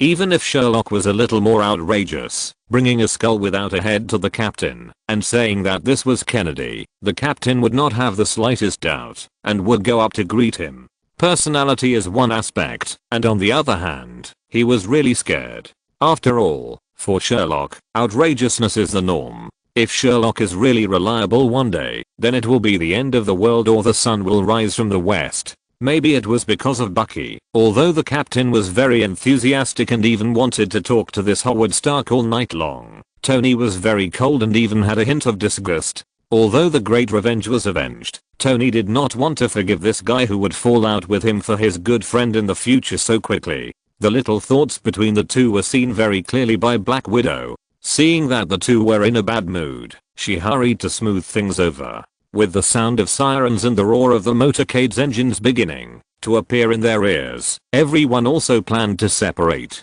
Black Widow's idea is very simple. Originally, she wanted to stay at Hawkeye's house for a while and experience the pastoral life that Hawkeye loves the most. But looking at Sherlock standing at the scene wearing a vest, Black Widow had a better idea. She immediately said with a smile that she might stay at Sherlock's house for a while, and Sherlock must be welcome. Looking at Black Widow's smiling face, which was actually full of threats, Sherlock dared not disagree. He immediately said that Sherlock would definitely welcome him. The last time he went to his store, he found that the boy was missing a cashier.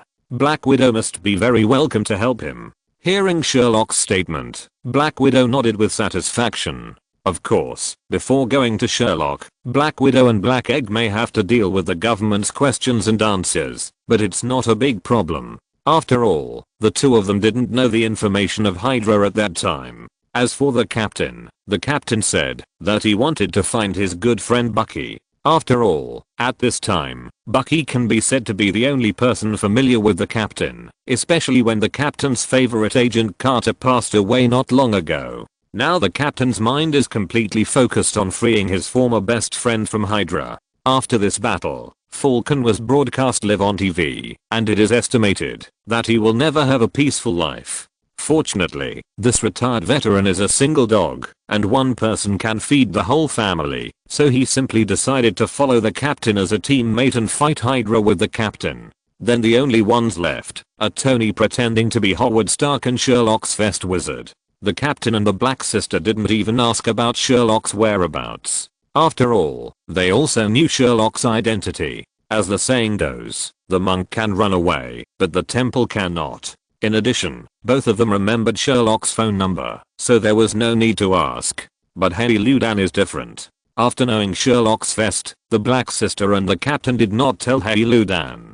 To Haley Ludan, Sherlock is still the mysterious wizard. Naturally, he came forward and tried to find out where the so-called Hogwarts and the magic world were, and whether they had defeated the villain nicknamed Voldemort. This guy asked Sherlock a lot of questions. God knows why this idiot in front of him believed what he said casually. He believed it and actually asked him about it. It was because Sherlock didn't know when S.H.I.E.L.D. and Hydra really listened to his nonsense and joined forces to spend countless manpower and material resources to search almost every place on the earth where people live. Otherwise, he would definitely roll on the ground with laughter and then mourn for the unlucky guy with the same name as Voldemort for 3 seconds. After all, this parent is really weird.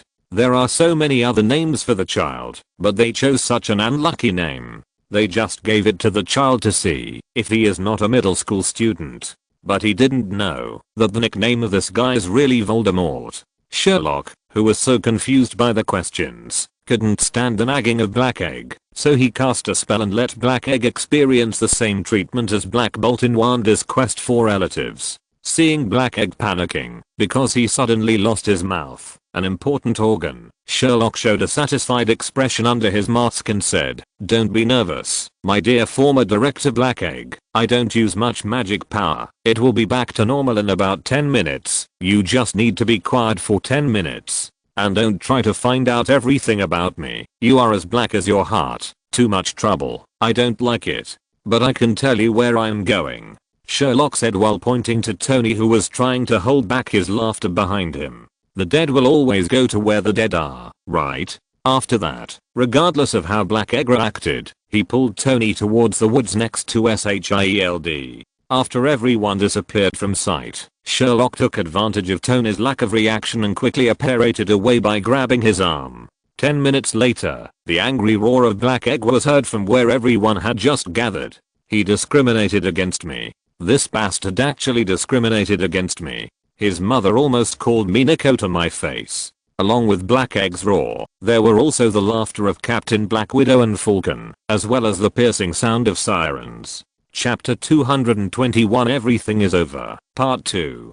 After mocking the black-boiled egg, when Sherlock and Tony appeared again, they returned to the rooftop of the Continental Hotel in Washington. As soon as the two showed up, Tony couldn't wait to put his hands on the back of his head and ripped it off as hard as if he were tearing off his skin. In an instant, Tony's so-called Avengers armor was taken off from his body by Tony himself like a leather suit, which made Sherlock stunned. But what shocked Sherlock was still to come.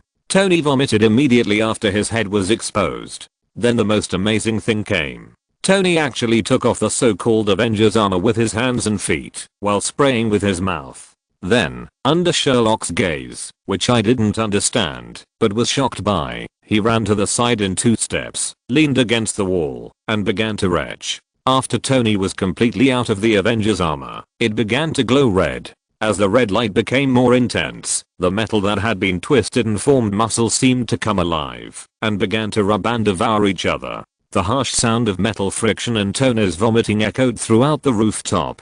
After a while, in addition to Tony's vomit, there was only a piece of twisted metal that looked like it was burnt. Sherlock had an eye-opening expression throughout the whole process, and couldn't figure out what Tony had made. To be honest, if the vomiting was not so disgusting, Sherlock really wanted to study the burnt metal on the ground. The reason was very simple. Sherlock felt a wave of magic when the armor was destroyed. But the guy who vomited so hard just now was a muggle. If you don't understand, just ask, especially since Tony is related to him. Sherlock will never be polite. He got the information he wanted with a bottle of tranquilizer. It has to be said that Tony is an absolute genius. The overall design of this so-called Avengers armor refers to the Nano armor and the Asgard Destroyer armor. It can be said to be a typical example of a less successful combination of science and magic. After all, this thing has both the protective power of the armor and the deformation ability similar to the later Mark 50 Nano armor, but it can only transform into simple things, such as knives. And because Sherlock analyzed the Destroyer armor under Tony's nose, Tony also learned a not so skilled rune. These things were stuffed into this Avengers armor by Tony. The final result is that, although this thing also has the ability to launch flames like the Destroyer, it cannot be launched. The only use is to destroy itself, and it will be launched as long as it leaves the armor. In response to this, Sherlock can only give Tony a 6 with one hand. I don't know if Odin will be angry if he knows that his invincible destroyer armor has become a thing that can only destroy corpses and traces in Tony.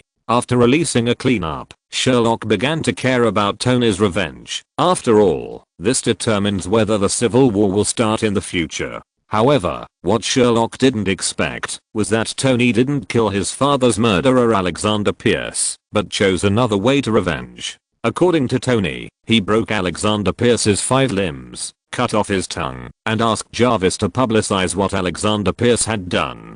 For the rest of his life, he could only lie in bed, eat tasteless food, stay in prison, and watch the Hydra organization slowly collapse under his leadership. In this regard, Sherlock said that Tony couldn't be more 6. Compared with Tony, he could be said to be a saint for killing Obadiah Stane. To talk about the living king of hell, you have to look at Tony. But no matter what, Tony has vented the fire in his heart. I dare not say anything else. At least the probability of civil war in the future has been greatly reduced, right? He knew everything he wanted to know. No matter what happened next, Sherlock had done what he was supposed to do. The rest was up to fate. Sherlock, feeling relieved, decided to drive back to New York. As soon as this thought came up, Sherlock suddenly woke up. She said she had forgotten something. Where did the bastards from Hydra take her beloved car? It was just a Oliver. If it didn't work, it could be repaired. That was the limited edition Shelby Raptor Badger edition. Sherlock wanted to cry, but had no tears. Of course, Sherlock himself felt bad, so he definitely couldn't let others feel good. Well, Tony was the unlucky guy. Tony, who finally recovered, wanted Sherlock to open a portal to send him back. Sherlock himself had lost his beloved car, so how could he let Tony go home so comfortably in one step? Of course, Tony was not a fool. He had long been on guard against Sherlock pulling him to use that damn space magic. He thought that he had flown all kinds of difficult maneuvers with his armor and could barely be considered half an air force. But Tony didn't want to experience the feeling of a space magic that made him feel like a stretched noodle stuffed into a twisted rubber tube for the third time in his life. Even after experiencing the apparition twice, Tony had reason to suspect that the guy who created this magic was definitely a pervert, and Tony had evidence. Seeing Tony, who was already on guard, Sherlock gave up the idea of using long-distance apparition to take Tony back, and instead focused on another magic. Of course, in order to reduce Tony's vigilance, Sherlock did not send Tony back himself, but took Tony to the Continental Hotel in Washington for a meal. After all, they were already here, and Tony agreed. After the two of them had a good meal, Sherlock handed Tony a paper bag. Tony didn't understand what was going on yet, and thought Sherlock wanted to pack up the leftovers. Just when Tony was about to open his mouth to ask, he felt as if an invisible hook had hooked under his belly button, and the next second he spun off the ground. When Tony landed again, he was already in his own seaside mansion. At this moment, Tony finally figured out why Sherlock gave him the paper bag. Holding the paper bag, Tony almost gave back all the food he had just eaten. After a while, Tony finally reacted and tried hard to suppress the churning feeling in his stomach. He stared at Washington fiercely and said, "Little bastard, just wait for me. One day, I will wear anti-magic armor and anti-naughty kid armor and kick your ass hard." Chapter 222 Thor. You're the one who's going to kill me. Part 1. For Sherlock, the phrase "feel at home" was originally just an idiom in the textbook, which describes that entertaining guests is like letting guests go home, and the hospitality is thoughtful. But now Sherlock can be said to have personally experienced what it means to feel at home. The cause of the incident can be traced back to Tony's departure. At first, Sherlock planned to drive back to New York by himself, but the vehicle was destroyed halfway, and the key is that even the wreckage could not be found. But who is Sherlock? He is a pure man who speaks with one mouth and nails. If he said he would drive back by himself, then he must drive back by himself. Isn't it just a car? Now it's not, like he couldn't afford it before crossing over. Just buy one. As for what to buy, do you still need to think about it? Ford Raptor. First, Sherlock was a fan of Raptor before crossing over, and he loved this car even more after driving the Raptor in the crossing over. The broken place of Lighthouse can be said to be a large rural area with vast land and sparse population. The difficulties of parking and travel difficulties for full-size pickup trucks like Raptor in China do not exist here at all. After all, a country that is about the same size as China has only 333 million people. You can imagine how empty it is. And the most important thing is that this thing is big. The interior space of ordinary cars and sports cars is not as big as this thing. And this thing is not only big, it is tall and big. No man can refuse a tall and big thing. The second point, which can also be said to be the most critical point, Sherlock is a bitch with a Raptor. Since traveling through time, Sherlock has changed 3 Raptors, and this one is the 4th one to be purchased. My goodness, other people buy cars as daily necessities, so I buy cars as consumables, right? What's wrong? I'm not suitable for the Raptor model. Is there really no car that has a good end? Sherlock will never admit this. Bullshit. What's destined to happen must happen, and what's not destined to happen must not be forced. I, Sherlock, don't believe in evil. I want to change my fate against heaven. Are you kidding me? I have traveled through time and I know magic, so I can still be afraid of this? So, with a fearless attitude, Sherlock stepped into the Ford sales store in Washington the next day. It was originally just an ordinary car buying trip, but after Sherlock explained his identity, the manager of the Ford sales point, after knowing Sherlock's purchase record, his eyes were green with envy. A big customer. A real big customer. This guy's not a customer, this is my father. So, Sherlock really experienced the feeling of being a father, and even thought that if Sherlock wanted, this manager could even let him buy a car without touching the ground. Of course, Sherlock finally declined the derivative models and limited edition models of the Raptor that the manager tried hard to promote. In the end, seeing the manager's enthusiastic service, he swiped his card to buy 2 ordinary versions of the Raptor, one for driving back to New York, and the other for the manager to find a cart to take back. What? Why did Sherlock only buy 2 ordinary versions of the Raptor? Because he felt bad. Sherlock was a little scared. Ordinary Raptors are consumed, but God knows how distressed Sherlock was when the Shelby Raptor Badger version rolled over. What was destroyed was not Sherlock's car, but Sherlock's heart. When thinking of this, Sherlock couldn't help but spit at Bucky fiercely. Sherlock remembered this account and would definitely take revenge when you sober up. So, under the farewell of the owner of the car sales shop and the employees, Sherlock drove his newly bought car with a weird look on his face and embarked on the journey home. At the beginning, everything was normal. On the road, the vast land and sparse population on the lighthouse side can be said to be vividly reflected. Sherlock has never seen a tall building outside the city center of Washington, even after running on the national highway leading to New York, except for the passing vehicles. There was no one to be seen. Occasionally, 1 or 2 dilapidated houses would be seen between the trees. What? Why not take the highway?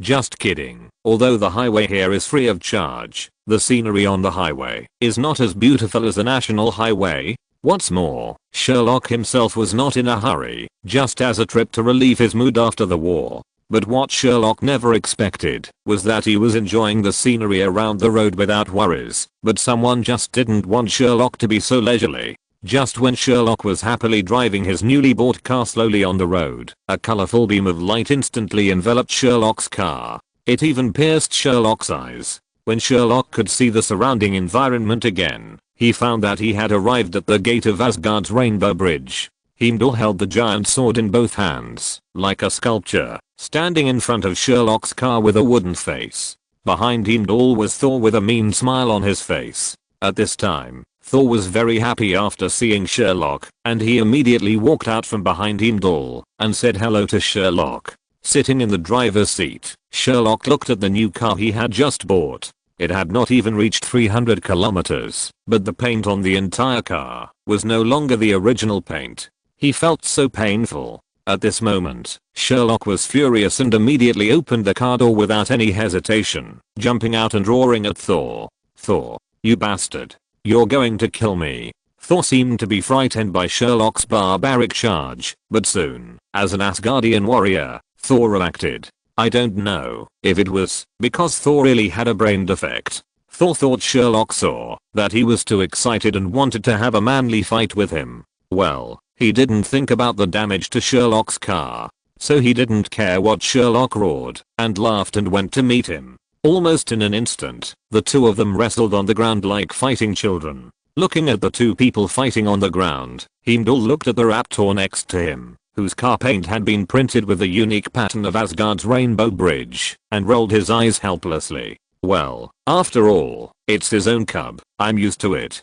He silently held his giant sword and returned to his platform, inserted the giant sword into the fixed position on the platform, and stood up calmly. As for the two people, twisted together on the ground, well, just ignore them. Anyway, Thor's silly image in Asgard has been there for a long time. He's used to it. Chapter 223 Thor, you're the one who's going to kill me. Part 2. Sherlock didn't last long in the fight with Thor, who was all muscle in his head and was pushed to the ground by Thor. It wasn't until Sherlock's face felt the cold ground that Sherlock came to his senses, and then he regretted it endlessly. Damn it, a mage like me would actually go to a close combat with a tank? I'm afraid I'm just being lazy. But while struggling, he looked at the miserable appearance of his newly bought car. Damn it, I'm just being lazy. Thor, you deserve to die. Sherlock, who was pressed to the ground, began to struggle frantically again, but Sherlock's little arms and legs were no match for Thor, whose arms could run horses. Sherlock was pressed to the ground by Thor until he ran out of strength, and his struggle was ineffective. What made Sherlock's blood pressure explode the most was that Thor saw that Sherlock had no strength, and even asked cheerfully, "Are you convinced?" Thor asked this question, and Heimdall, who had been standing at his post, almost couldn't hold back his laughter, let alone Sherlock. Sherlock was really angry with Thor's foolishness. Although he wanted to stand up and let Thor feel the charm of chewing a big melon, he could only say it with great grievance. "I'm convinced, let me go. You can't refuse to accept it. After all, if you don't accept it, this fool can really hold you down until you accept it." Seeing that Charlotte had overcome it, Thor let go of Sherlock with satisfaction and pulled Sherlock up with a smile on his face, as if it wasn't him who had pressed Sherlock to the ground just now. When both of them stood up, Sherlock decided to let this fool go for the time being. After all, he was in someone else's territory and Heimdall was still watching, so he couldn't be too excessive. "Why did you call me here?" Sherlock glared at Thor, who was standing there with a smile on his face, and asked this question. After all, he used the Rainbow Bridge to bring it to me, so he must have something to ask of me. In the face of Sherlock's question, Thor took out a crumpled pink envelope from his arms and handed it to Sherlock and told Sherlock the whole story. Originally, Thor and Jane were happily spending their honeymoon on Earth. The two of them had fun without worries, and the long-term life made Thor more and more familiar with life on Earth. Although Thor was happy, Odin was not happy. After all, he was a god from Asgard and the heir to his throne. It was not a good idea for him to not come back. So one night, when Thor was going to the toilet in the woods, Heimdall called him back with a rainbow bridge. Thor was naturally very dissatisfied with being called back, and he had a big fight with Odin. Thor said that he had met true love and wanted to fall in love, while Odin's brain was about to explode when he saw his son who was in love. Let's not talk about Thor's identity as the heir to the throne.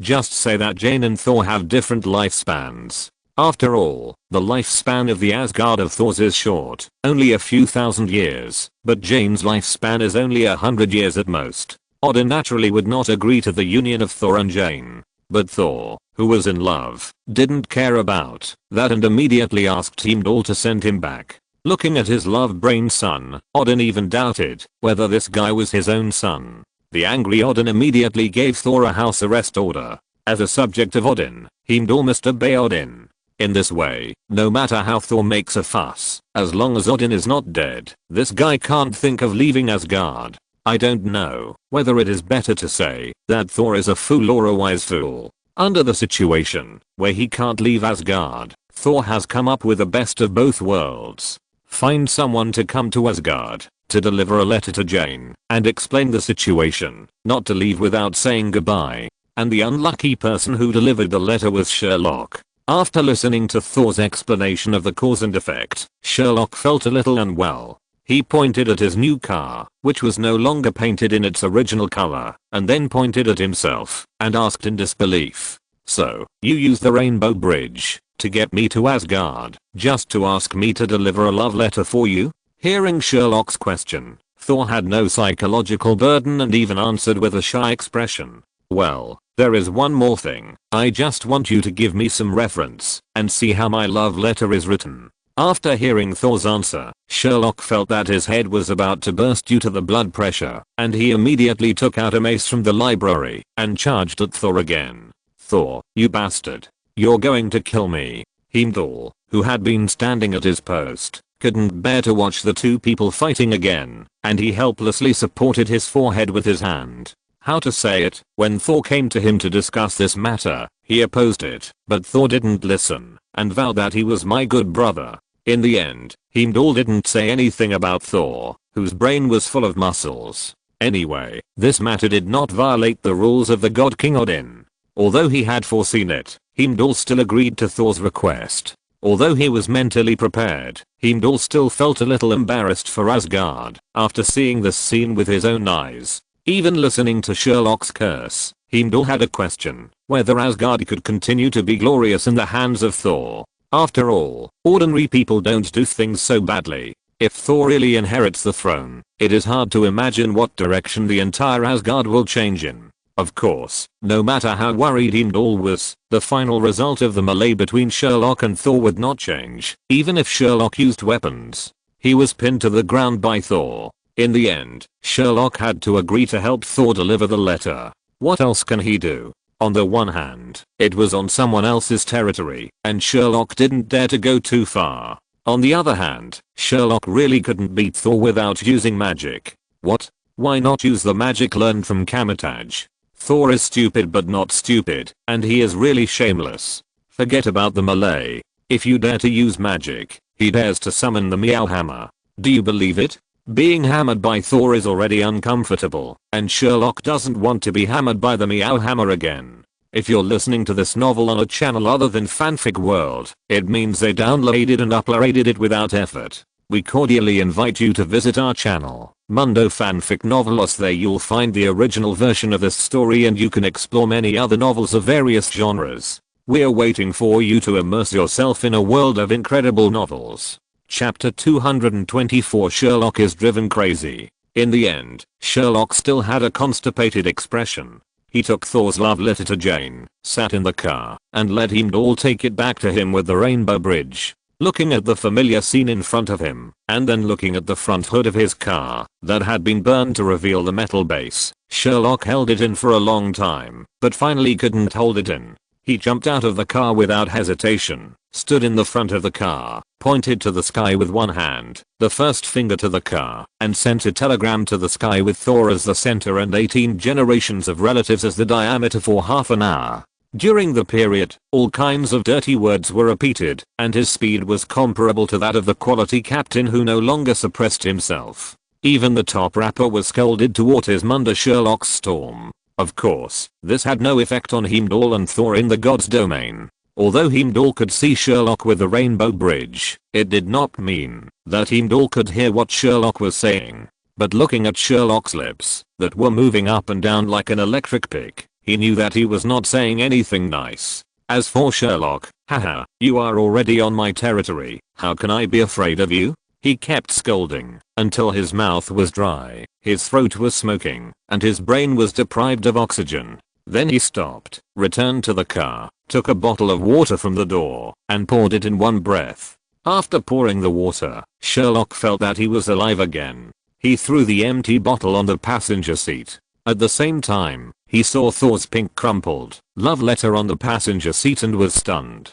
Damn it, he was busy fighting with Thor in Asgard, and forgot to ask where Jane was.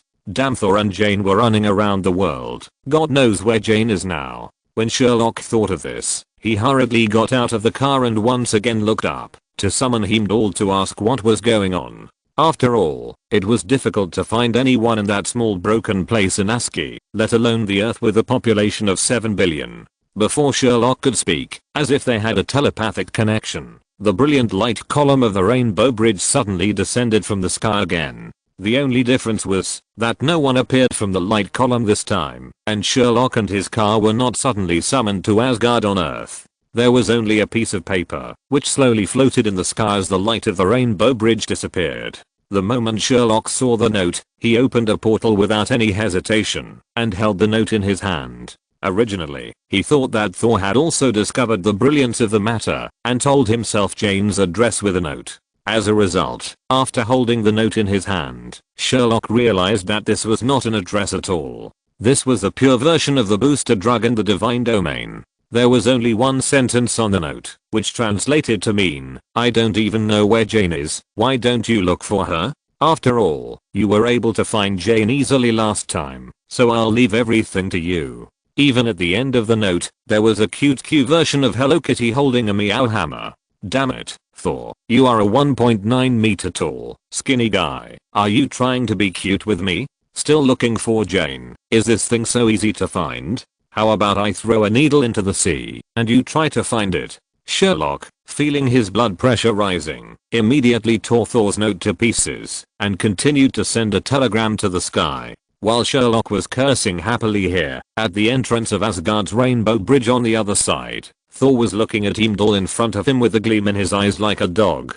"How's it going, Heimdall? Did Sherlock get the note I gave him?" Hearing Thor's question, Heimdall turned his head to look at Thor, who looked like a husky waiting to be praised, and then looked at Sherlock, who was still performing rap through the Rainbow Bridge. In the end, he could only nod to Thor against his conscience and then answer, "I got it," and he looks very happy. After hearing Heimdall's words, Thor smiled with satisfaction, sighing at his own wit, and then walked towards the palace after greeting Heimdall with a square step. Looking at Thor, who had already left, Heimdall sighed helplessly and then quickly turned his eyes away from Sherlock. After all, the little guy's scolding was too dirty. On the earth, Sherlock, who was performing telegrams, felt that his blood pressure slowly returned to normal levels after receiving countless passing vehicles looking at him like a fool and stopped his rap performance.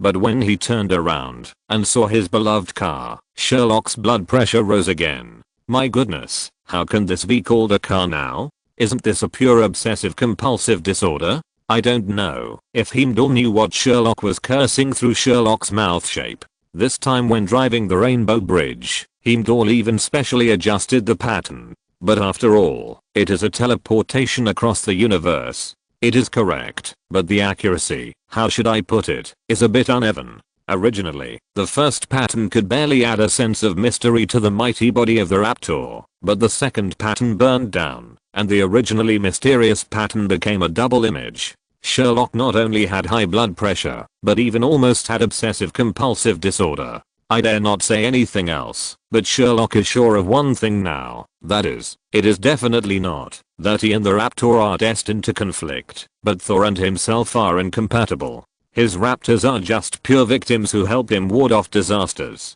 Okay, that's how you play, right? Sherlock laughed grimly, got into the car, and without hesitation, turned off the national highway and entered a modification shop in a small city. 2 days later, a modified version of the Raptor without any paint and with a thickened stainless steel body appeared on the national highway again. Even the tires, shock absorbers, rear bucket, and gantry have restored the appearance of the Sherby Raptor Badger version. The only difference is that on this car, all the places where stainless steel can be used are stainless steel. Even the rear bucket is like this. The owner of this weird stainless steel version of the Raptor is none other than Sherlock, whose car paint was just destroyed 2 days ago. Damn it, you try to burn my car paint again this time. I'm not afraid of the whole car made of stainless steel. To be honest, if the modification shop really couldn't make a car shell made of gold titanium alloy, Sherlock would even want to use the same material of this Mark armor to modify his beloved car. As for the letter from Thor to him, haha, send a fart. Sherlock went straight to the Continental Hotel and issued a task asking him to deliver the letter to Jane, and the reward was 10 gold coins. Is there anyone who can do such a stupid and dangerous letter delivery task? Not to mention the killers. Even some people in charge of logistics went crazy. It was just a letter and a little kiss. Chapter 225 Mark 42 Anti-Naughty Child Armor. Sherlock drove the modified stainless steel version of the Raptor all the way back to New York, attracting countless eyeballs along the way. You know what? This thing is much more eye-catching than any supercar, and even attracted the attention of many police officers. I don't know how many times he was stopped along the way. Fortunately, it is not a big deal to modify vehicles in the United States, and Sherlock is not a jerk. At most, he checked the documents and let him go after the police officer praised him and asked for a photo. It's strange to say, the original factory version was either destroyed or burned, but after it was really changed to stainless steel that is not afraid of burning, Sherlock didn't encounter any problems throughout the journey. Along the way, except for being stopped for photos, he returned to New York safely. It was already night when he arrived in New York, and Sherlock didn't think about going back to his own home. Instead, he called Tony, a night owl, and after confirming that he was not asleep, he turned a corner and drove to Tony's villa. Tony now has almost handed over all the affairs of the company to Pepper. Although the company is still Tony's, Tony has become a hands-off boss. Almost every day, he studies various armors at home. If it weren't for Revenge, the most outstanding Mark 42 prodigal son would have appeared long ago. But it's not too late now. When Sherlock stepped into Tony's basement, he saw Tony injecting himself with the positioning device of Mark 42. Seeing Sherlock coming, Tony was as excited as a child. He pulled Sherlock and insisted on demonstrating his newly developed armor to Sherlock. Seeing Tony, who was extremely relaxed after his revenge, Sherlock didn't say anything. Instead, he raised his mobile phone with excitement to record Tony's famous scene of fatal chicken beating later. Seeing Sherlock holding up his mobile phone, as if waiting for him to summon the Mark 42 armor, and thinking about what Sherlock said about him mastering the prophecy, Tony immediately became thoughtful. Although he was holding back his anger, Tony stood calmly on the workbench where he equipped his armor, and then made a somewhat childish gesture to summon the armor parts scattered around the studio. Following Tony's gesture, the first part seemed to have received an order, and the micro thruster started immediately, accompanied by the sound of a rocket igniting, and immediately flew into the air. Sherlock was holding up his mobile phone to record the famous scene, and then he saw Tony on his mobile phone screen waving his hands at Sherlock, and the parts that were originally flying straight towards Tony turned a 90-degree angle in the air and flew towards Sherlock.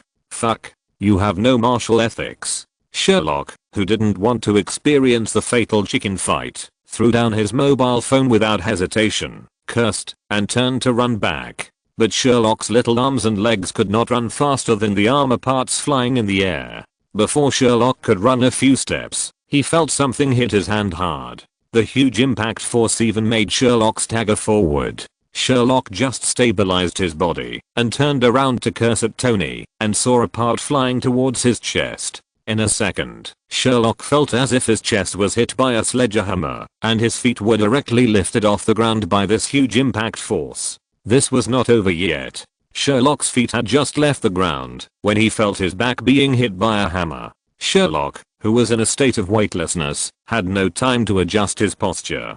He was directly hit on the ground in a dog-eating shit posture. Sherlock's head was hit, and he was dizzy. Before Sherlock could get rid of the dizziness in his head and get up, a flame spurted out from the waist of the breastplate that had been closed, and lifted Sherlock directly into the air with Sherlock's screams. Seeing that Sherlock had already flown into the air, the remaining parts quickly flew towards Sherlock without wasting time. The first to come was the left leg, accompanied by the sound of the machine and flesh hitting each other. The left leg armor of Mark 42 successfully closed on Sherlock's left leg, and Sherlock also turned into a human gyroscope in the air because of the impact force, and began to spin.